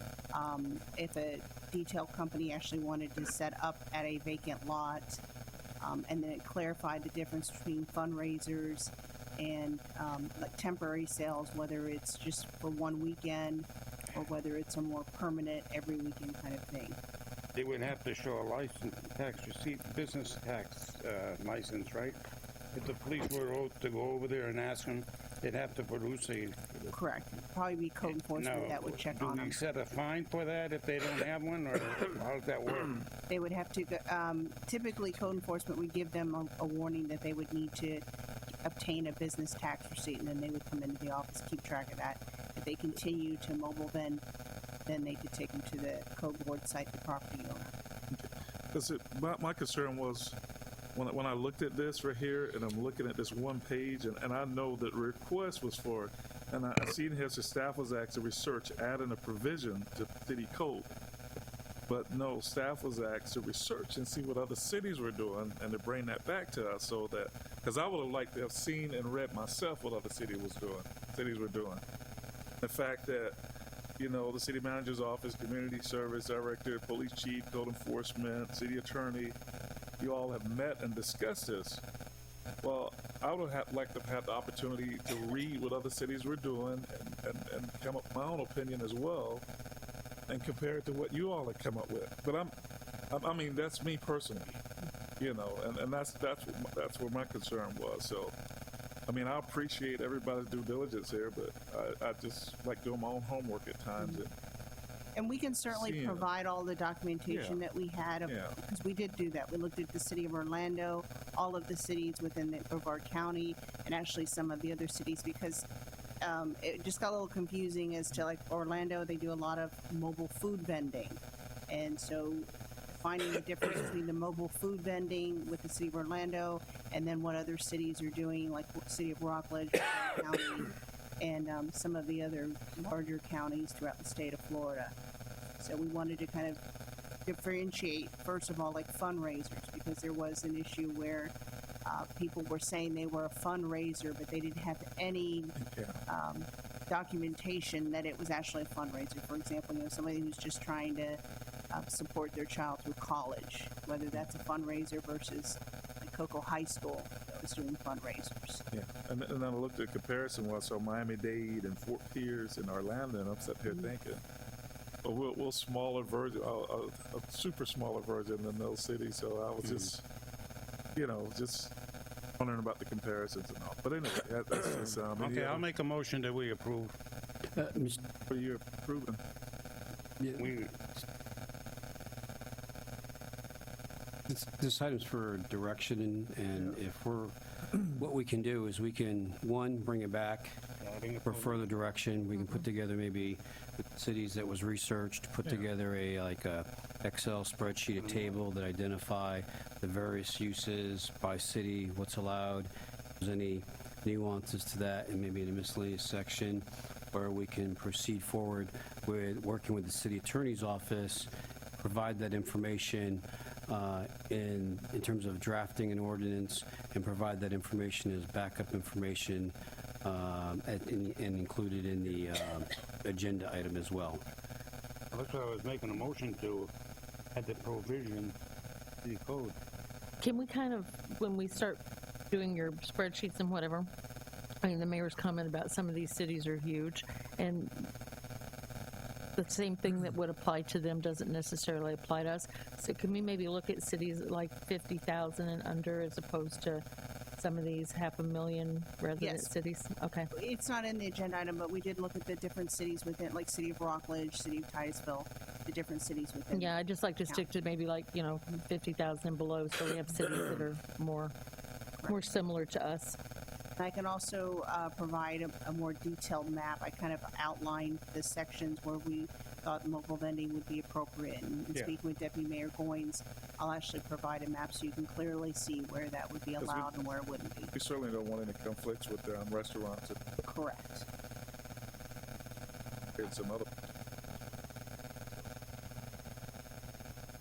And also in residential Some mobile vending areas. would be appreciated out on 524 where they're complaining because they have no. Some of the The job food sites. desert out there, yeah. So my only concern is the language on the second sheet dealing with all the streets that's exempted, which is all the major streets that's in the city. No, those are the ones Am I that right? No, those are the ones permitted. that They're recommended. that they're Allowed. recommending. Okay, I'm Yeah. sorry. Oh, I'm apologizing. Seeking for to that. prohibit them in all residential districts. Okay. The CBD, Cocoa Village overlay, and then mobile vending will not be allowed on municipal property within right-of-way, and then identifying the specific limiting mobile vending to major commercial corridors of the city. I think it's a common, trying to keep it in the major commercial corridors, and if they seek to do it at engage the use, get a park, they would have to apply for a special event, and they would have to go through that whole process. But you want to, I think it's a common provision to keep them out of residential neighborhoods because the impact to those neighborhoods and the residents. You got a motion on the table now or no? Second. We got a motion from Councilman Bova. Second. Just to adopt To draft an ordinance, and we'll bring back the additional information so council can see it individually when they consider the first reading of the ordinance, because you do have the ability between the first and second reading, if you don't like something that maybe the way it's worded or some provision like excluding this, this use, or it was relates to mobile vending, you can make that adjustment at that point in time. Thank you, sir. We got a motion and a second. All in favor signify by saying aye. Aye. Opposed? It passes unanimously. When is this coming back? I've been waiting for like 11 months. So, kind of, when can it come back? Is it next, maybe February? February 26th meeting? Next meeting in January? I don't think the next meeting in January. The city attorney's got to draft an ordinance. You're And wishing plus- now. Come back next week, I think. Tell me what you want in the The, order. the agenda items are due tomorrow for next meeting. February? Be here at 10 o'clock tomorrow morning. All right. Oh, you guys, please don't make Anthony. Don't make Anthony talk. He's killing me right now. I'm telling you. Yeah. Okay, we're gonna move on to item number 3 on the council business, which is City Council support of Historic Cocoa Village Main Street HCVMS grant application to keep Brevard beautiful for HCVMS project, creating a butterfly garden. Community Services Director. Thank you. The Historic Cocoa Village Main Street is seeking to pursue a grant for up to $2,000 from Keep Brevard Beautiful, and the match is a 1-to-1 requirement. They plan on using volunteers' hours to fulfill their match requirement, and as part, they need to also provide written assurance for the maintenance for the 2-year period for the butterfly garden. They're planning on putting the butterfly garden in the location behind the Porsche house, so that's a city property. We need the city's permission for it. They're not asking for any monetary donation. However, they will, as part of the grant, have certain criteria. The evaluation of the irrigation needs, potential improvements to create and maintain a successful butterfly garden, guidance from Public Works in the choice of plants, support from city staff as volunteers on the planting day, access to mulch and plants if necessary, and then administrative support for their financial information and also in order to comply with the reimbursement and grant requirements. So the city can support this as part of their sustainability action plan.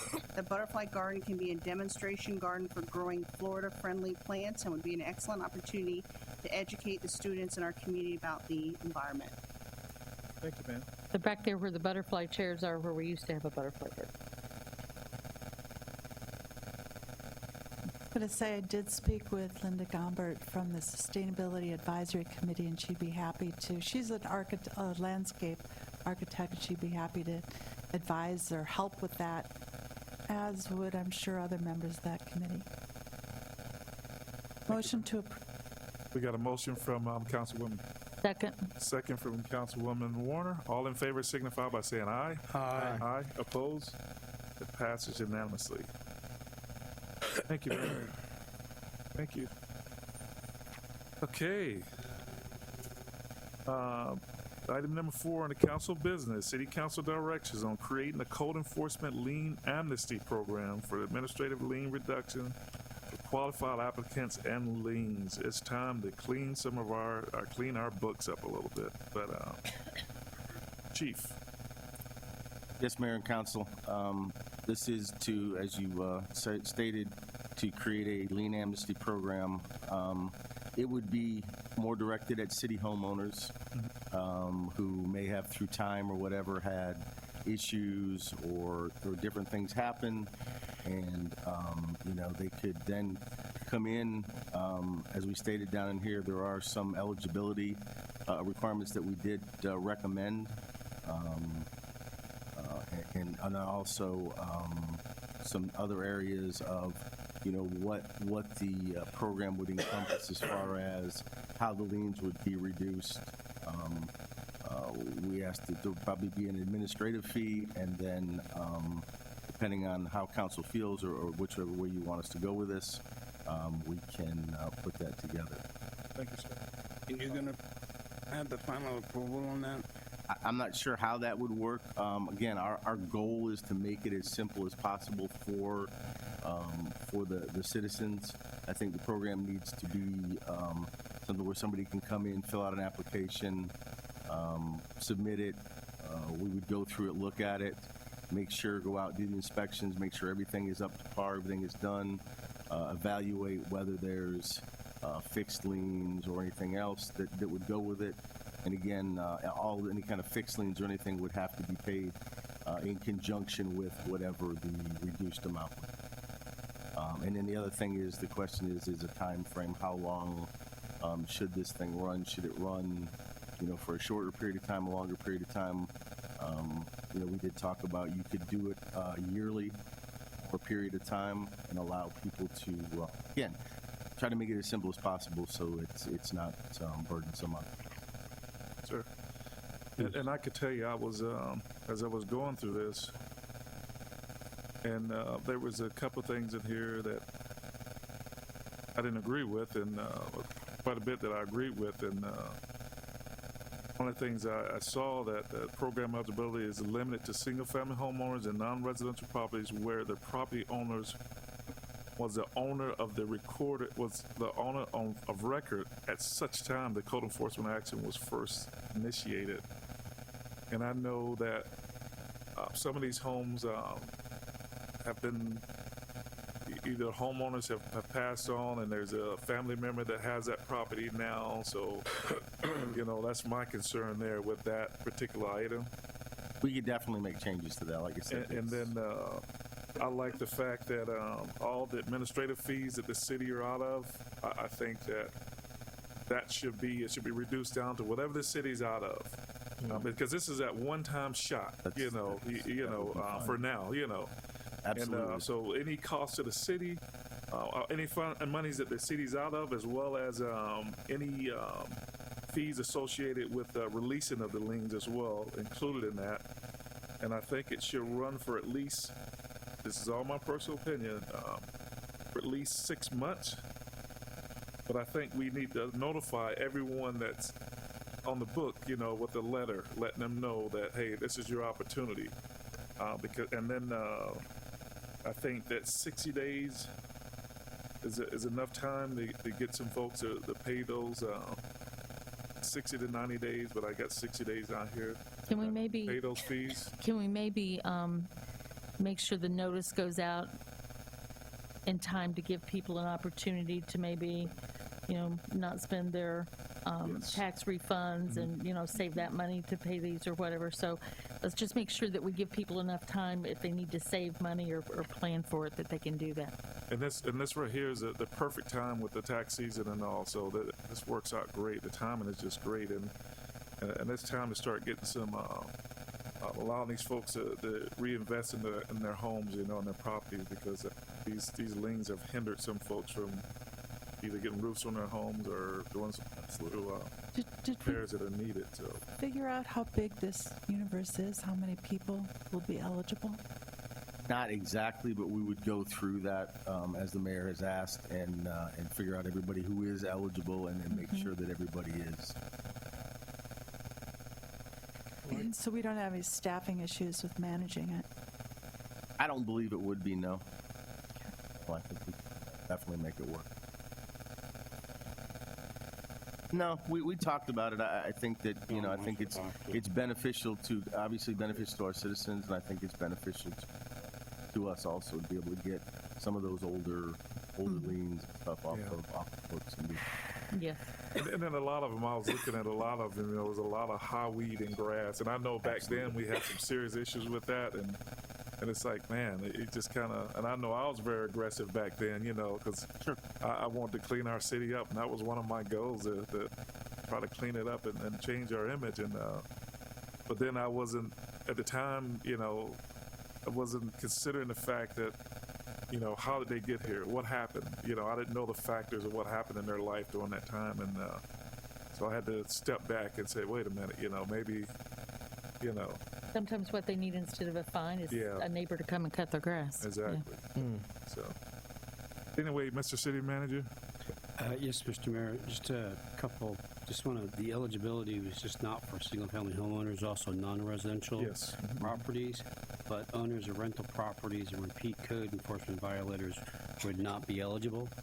And then the other item that included in there was the various examples between Plantation, Riviera Beach, and Okeechobee County.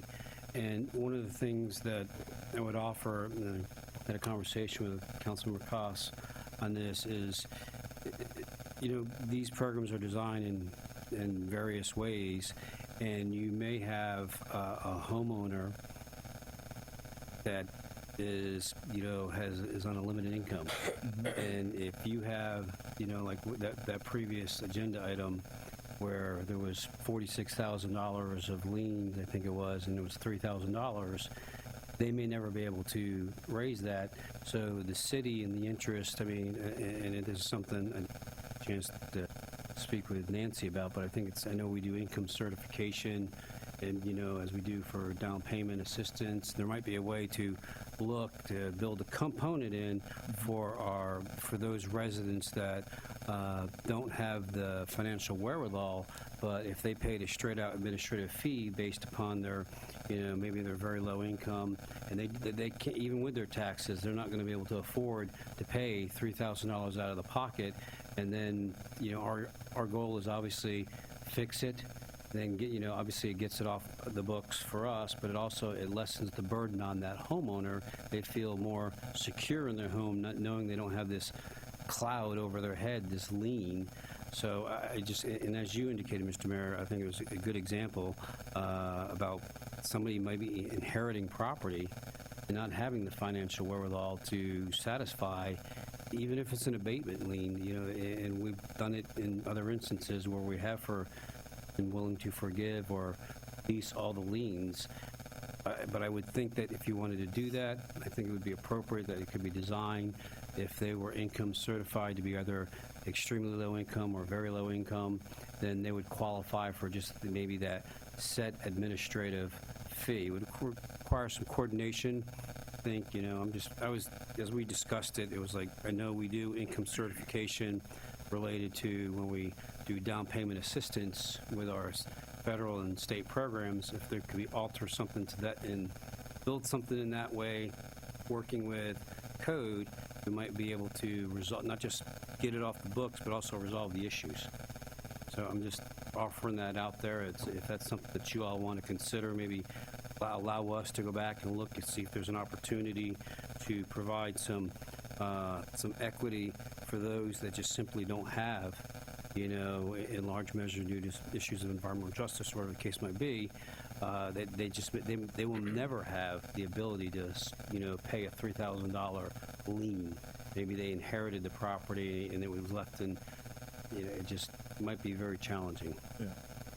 So if you're all right with that, we can run with that and look into that and see how we could potentially, between the two departments working together, or maybe Nancy can help educate the code, staff, the coordinator, on how they do income certification for the purposes of bringing that forward. So, yeah, that's why I was inquiring about the item number 2 under the consent agenda. Because I was thinking about that, and with this, and some of the lower income folks that, even depending on what was there. So, but anyway, okay, yes, sir. And so, all right, thank that's you. a consensus of council here. Yeah. Motion to approve. It's just, I think we have direction. So Yeah, I think just we're good. directions. Thank you very much. Thank you, sir. Okay, we're gonna move on to city business. Approval of strategic alliance memorandum. Sam, Community Service Director. Thank you. This is something that we've been doing since May of 2012 with the U.S. Small Business Administration. Vince Lempresti is here as well. He'd like a few minutes to speak. But basically, it's a joint project which hosts, directly or indirectly, we've 13 workshops and partnered on more than 21 projects concerning small business finance, hub zone certification, government contracting, and other SBA-related activities. We also have a proclamation that we can read in as well. Thank you, ma'am. And this is Mr. Vince Lempresti with the Small Business Administration. Yes, ma'am. Okay. I have to put on my readers, guys. gave me like an 8 font. Whereas the mission of COCO's government is to provide community-supported services and programs designed to assure the safety and well-being of all COCO residents and businesses, and whereas the mission of the United States Small Business Administration is to aid, counsel, assist, and protect the interests of small business by providing financial, contractual, and business development assistance and advocating on their behalf within the government, and whereas the SBA and the City of COCO are joined by a common mission, helping start, maintain, and expand small businesses, and whereas the SBA and the City of COCO established a strategic alliance memorandum to develop and foster mutual understanding and a working relationship between the SBA and the City of COCO in order to strengthen and expand small business development in the local area. And whereas the cooperation under the Strategic Alliance Memorandum has commenced on January of 2020 and will continue for a period of 2 years from date of signature. And whereas the SBA, within the limits of its available and/or appropriated resources and through its South Florida Area 2 District Office, will provide the City of COCO with up-to-date information about the SBA's programs and services and make available upon request information regarding SBA's resource partners as well as SBA pamphlets, brochures, and other publications. And whereas the SBA will provide speakers consistent with SBA rules and policy to participate in the City of COCO workshops, conferences, seminars, and other activities to discuss SBA financing, government contracting, and other business topics. And whereas the SBA will invite the City of COCO's clients, members, to attend local SBA-sponsored events and offer SBA-sponsored training at the City of COCO's locations when appropriate. And whereas the City of COCO will cooperate with SBA's resource partners to provide information to its clients and members about business development services to small businesses, as well as keep abreast of and disseminate up-to-date information provided by the SBA when appropriate. And whereas the City of COCO will make available to its clients and members SBA pamphlets, brochures, and other publications and inform them of SBA's programs and services, including referrals to SBA's resource partners when appropriate. And whereas the City of COCO will, upon request, provide speakers for SBA-sponsored events when appropriate. Now, therefore, Mayor Jake Williams, on behalf of the City Council of the City of COCO, Florida, does hereby acknowledge the Strategic Alliance Memorandum by and between the United States Small Business Administration and the City of COCO to work together in the spirit of cooperation and open communications consistent with law, with the primary goal of meeting the needs of the small business community. Thank you, ma'am. Okay, I just had a couple of words I want to say. I want to thank the mayor and the council members for the opportunity to speak and for the opportunity to do the Strategic Alliance Memorandum. As Nancy said, we've been doing this since 2012. We had a couple years which we had to take off because of, well, we had some changes of the administration and all that, so we were on a hiatus on that. But my title at the Small Business Administration is the Senior Area Manager. I cover 9 counties. Brevard County, I'm up here probably 3 times a week. In fact, this week I'm up here 8 times this week, so I might as well just move up here, so I'm going to work on that. So I want to thank you for the proclamation and the opportunity to renew our joint pledge to assist small businesses within the City of COCO. You've mentioned what we've done as far as workshops and all throughout our tenure on this. I had an opportunity earlier last year to talk to Charlene, and we're going to try to do some more workshops this year. We're going to try to do some stuff in the opportunity zones. Last year we did something in the hub zone at the Eastern Florida State College, with what's called a Drive 8A event, where we were trying to recruit more firms to do the 8A program. It's right after the hurricane, but we still had 65 people show up to that event.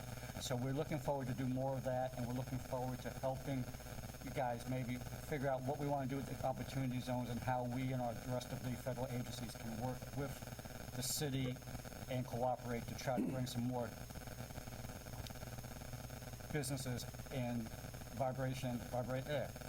businesses into the city's opportunity zones. As far as financing, through last year, which our fiscal year ends in September, our lenders backed 7 SBA loans for about $5.2 million located in the city. These businesses estimated that they would be able to bring 17 new jobs to the City of COCO.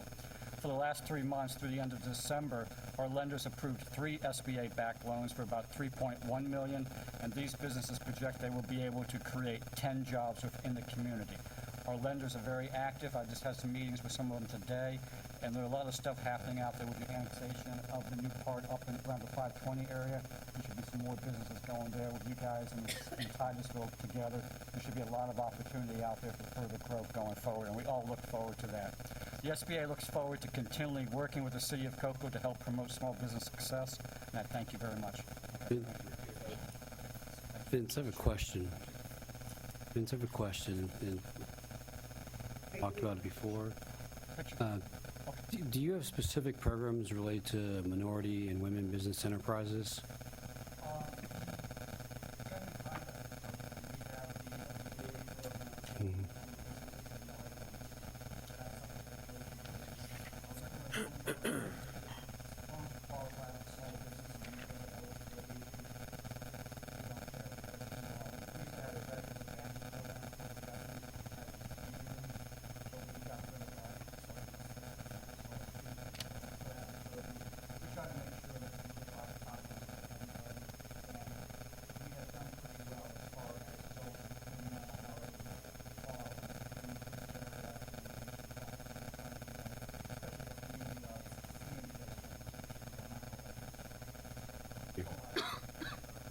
Thank you. Appreciate it, Vince.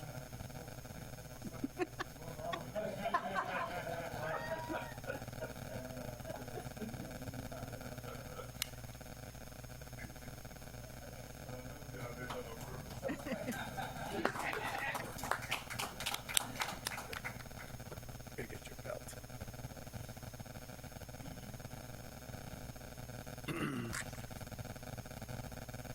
Hey, we can move on to item number 2. Attorney? Cover your ears. Ordinance number 02-2020, an ordinance of the City Council of the City of Cocoa, Brevard County, Florida, amending Chapter 8, Article 3 of the City Code related to the Diamond Square Community Redevelopment Agency for purposes of implementing the interlocal agreement between the city, agency, and Brevard County, providing for the repeal of prior inconsistent ordinances and resolutions, incorporation into the code, severability, and an effective date. This is first reading of this ordinance. The title's basically self-explanatory. This ordinance is designed to implement the interlocal agreement between the 3 local government agencies regarding the operational aspects of the Diamond Square redevelopment area. At second and final reading of this ordinance, once it's approved, council pursuant to the ordinance and the interlocal agreement will have to reconstitute the Diamond Square Redevelopment Agency and make 6 appointments using staggered terms. Just for convenience purposes, there's a blank roster just to give you an idea of how the board will be staggered and how it would be composed. Happy to answer any questions. Thank you, sir, but missed making a motion on the last item, and I apologize for that. Can we go ahead and do that now? I don't have to read that again. No, you don't, sir. Oh, did you? Okay, I'm sorry. Yeah. No, this was the last item that we, small business. Yeah. All right, well then I'll make a motion.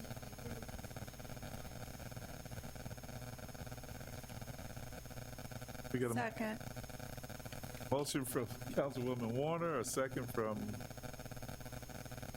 Councilwoman Cost. All in favor signify by saying aye. Aye. Opposed? Passes unanimously. Thank you, Carrie. And, okay, and then item number 2.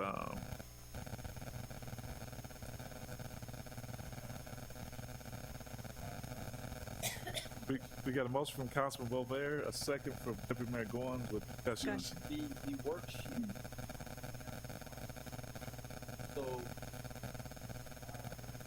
it's and that 1 year goes away, 2 go.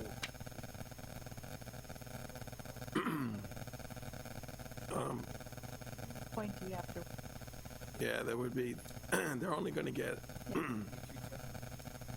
they can get reappointed. Seat is getting reappointed. Yeah, you get a 1-year term, for 1 seat, 2-year term for 1 seat, etc. Before I want to ask before we get into the process.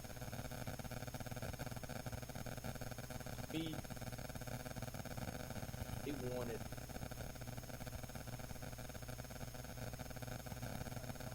I remember that the case that language he knew. So I just want to make sure we do the right thing, because I don't want to get to the we had to be overcome. We got the same people. He will avoid because we didn't. Well,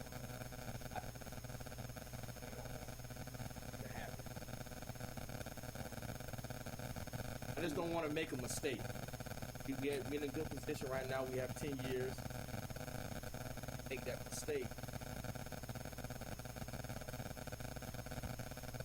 I think we can provide a roster between now and the second reading, but Commissioner Lower's conversation that we had, back in, I guess it was January, February last year, is he certainly did want to see some fresh faces on the board.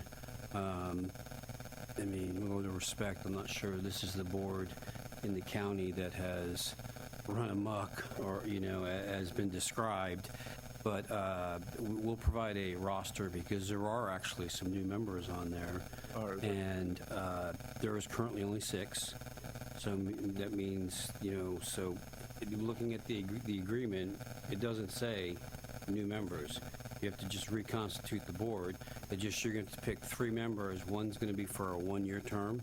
The other's going to be for a 2-year term. The other's going to be for a 3-year term. Now you can serve no more than, if I recall correctly, 2 terms. So the person that gets served can serve for 1 year. Then when they're if you so choose to reappoint them, they would only get 4 more years. So they'd only be able to serve 5 years total, and then they'd have to come off a term before they could go back on. Because it'd be ridiculous for them to expect, all new members and not familiar with what's been going on with the Diamonds come in. It's just. Oh no, I get you. And I think the provision of the 1, 2, and 3 years provides essentially turnover, because you're going to get that first person's only going to be able to do 5 years, and there's going to be a new person. After the second reading, we'll also reach out to Commissioner Lober's office to find out, because it provides that he or a designee that meets the qualifications pursuant to the statutes and is eligible to be on the board, somebody that lives within Diamond Square CRA redevelopment area.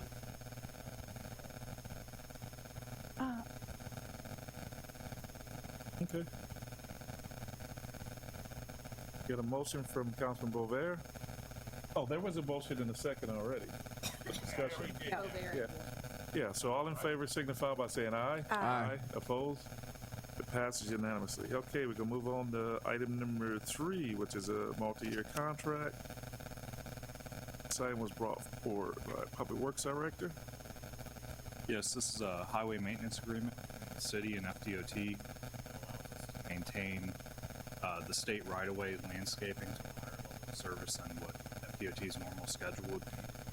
The existing contract is up at the end of March, so this contract is in that. The 2 contracts are pretty similar. The main difference is the amount of we're getting. It's going from $52,000 a year to the recommended motion: approve and execute resolution authorizing multi-year highway maintenance memorandum ASC 66 between the City of Cocoa and the Department of Transportation. Approve and execute the multi-year highway memorandum ASC 66 between the City of Cocoa and the FDOT. Approve a budget resolution amending the FY budget, accepting the additional revenue. Second 2 points. I'd like to ask, so this is the medians that we're talking about, some landscaping, staffing, or contract issues there. Are those shaping up for us? Yes, with U.S. Lawns, we've tightened up a little bit. Also started taking up some of the lead winter maintenance as well. Thank you, sir. Motion to approve. Got a motion from Deputy Mayor Goins. Second from Councilman Bover. All in favor signify by saying aye. Aye. Opposed? Mayor, can I make a comment too? Yes, sir. So I just got something to do with the DOT. I spoke to Mo Hassan, engineer for DOT, and also Jack West with DOT as well, about possibly installing audible crosswalks in the city. I had a young lady call me because her son is legally blind, but she's trying to stop him from leaving the house, but he wants to do everything on his own. But when he gets to certain highways like crossing Fisk Boulevard or 520, he can't really see the white walking sign to walk across. So what he requested, either I and or Public Works send them an email requesting what areas we would like these audible signs to go up in. I think downtown would be good as well, crossing over 520. And I think that'll help a lot of our citizens, especially senior citizens crossing the street. So I think with that audible, I think it'll help save some lives as well. And I would support that as well. That was mentioned to me the other day, that area 520, I mean, there are a lot of pedestrian crossings are dangerous, and I think that, well, you know. Yeah, we actually commonly did that back when Asbury Arms seniors that was C2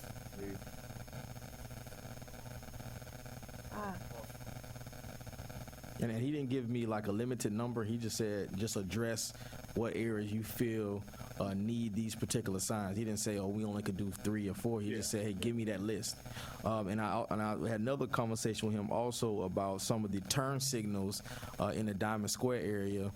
Definitely like 520 in Blake and Fisk and Rosa Jones, where we don't have a turn signal getting into the neighborhood, so you have to sit and wait sometimes, 10 minutes or so, and all of a sudden the light back red again.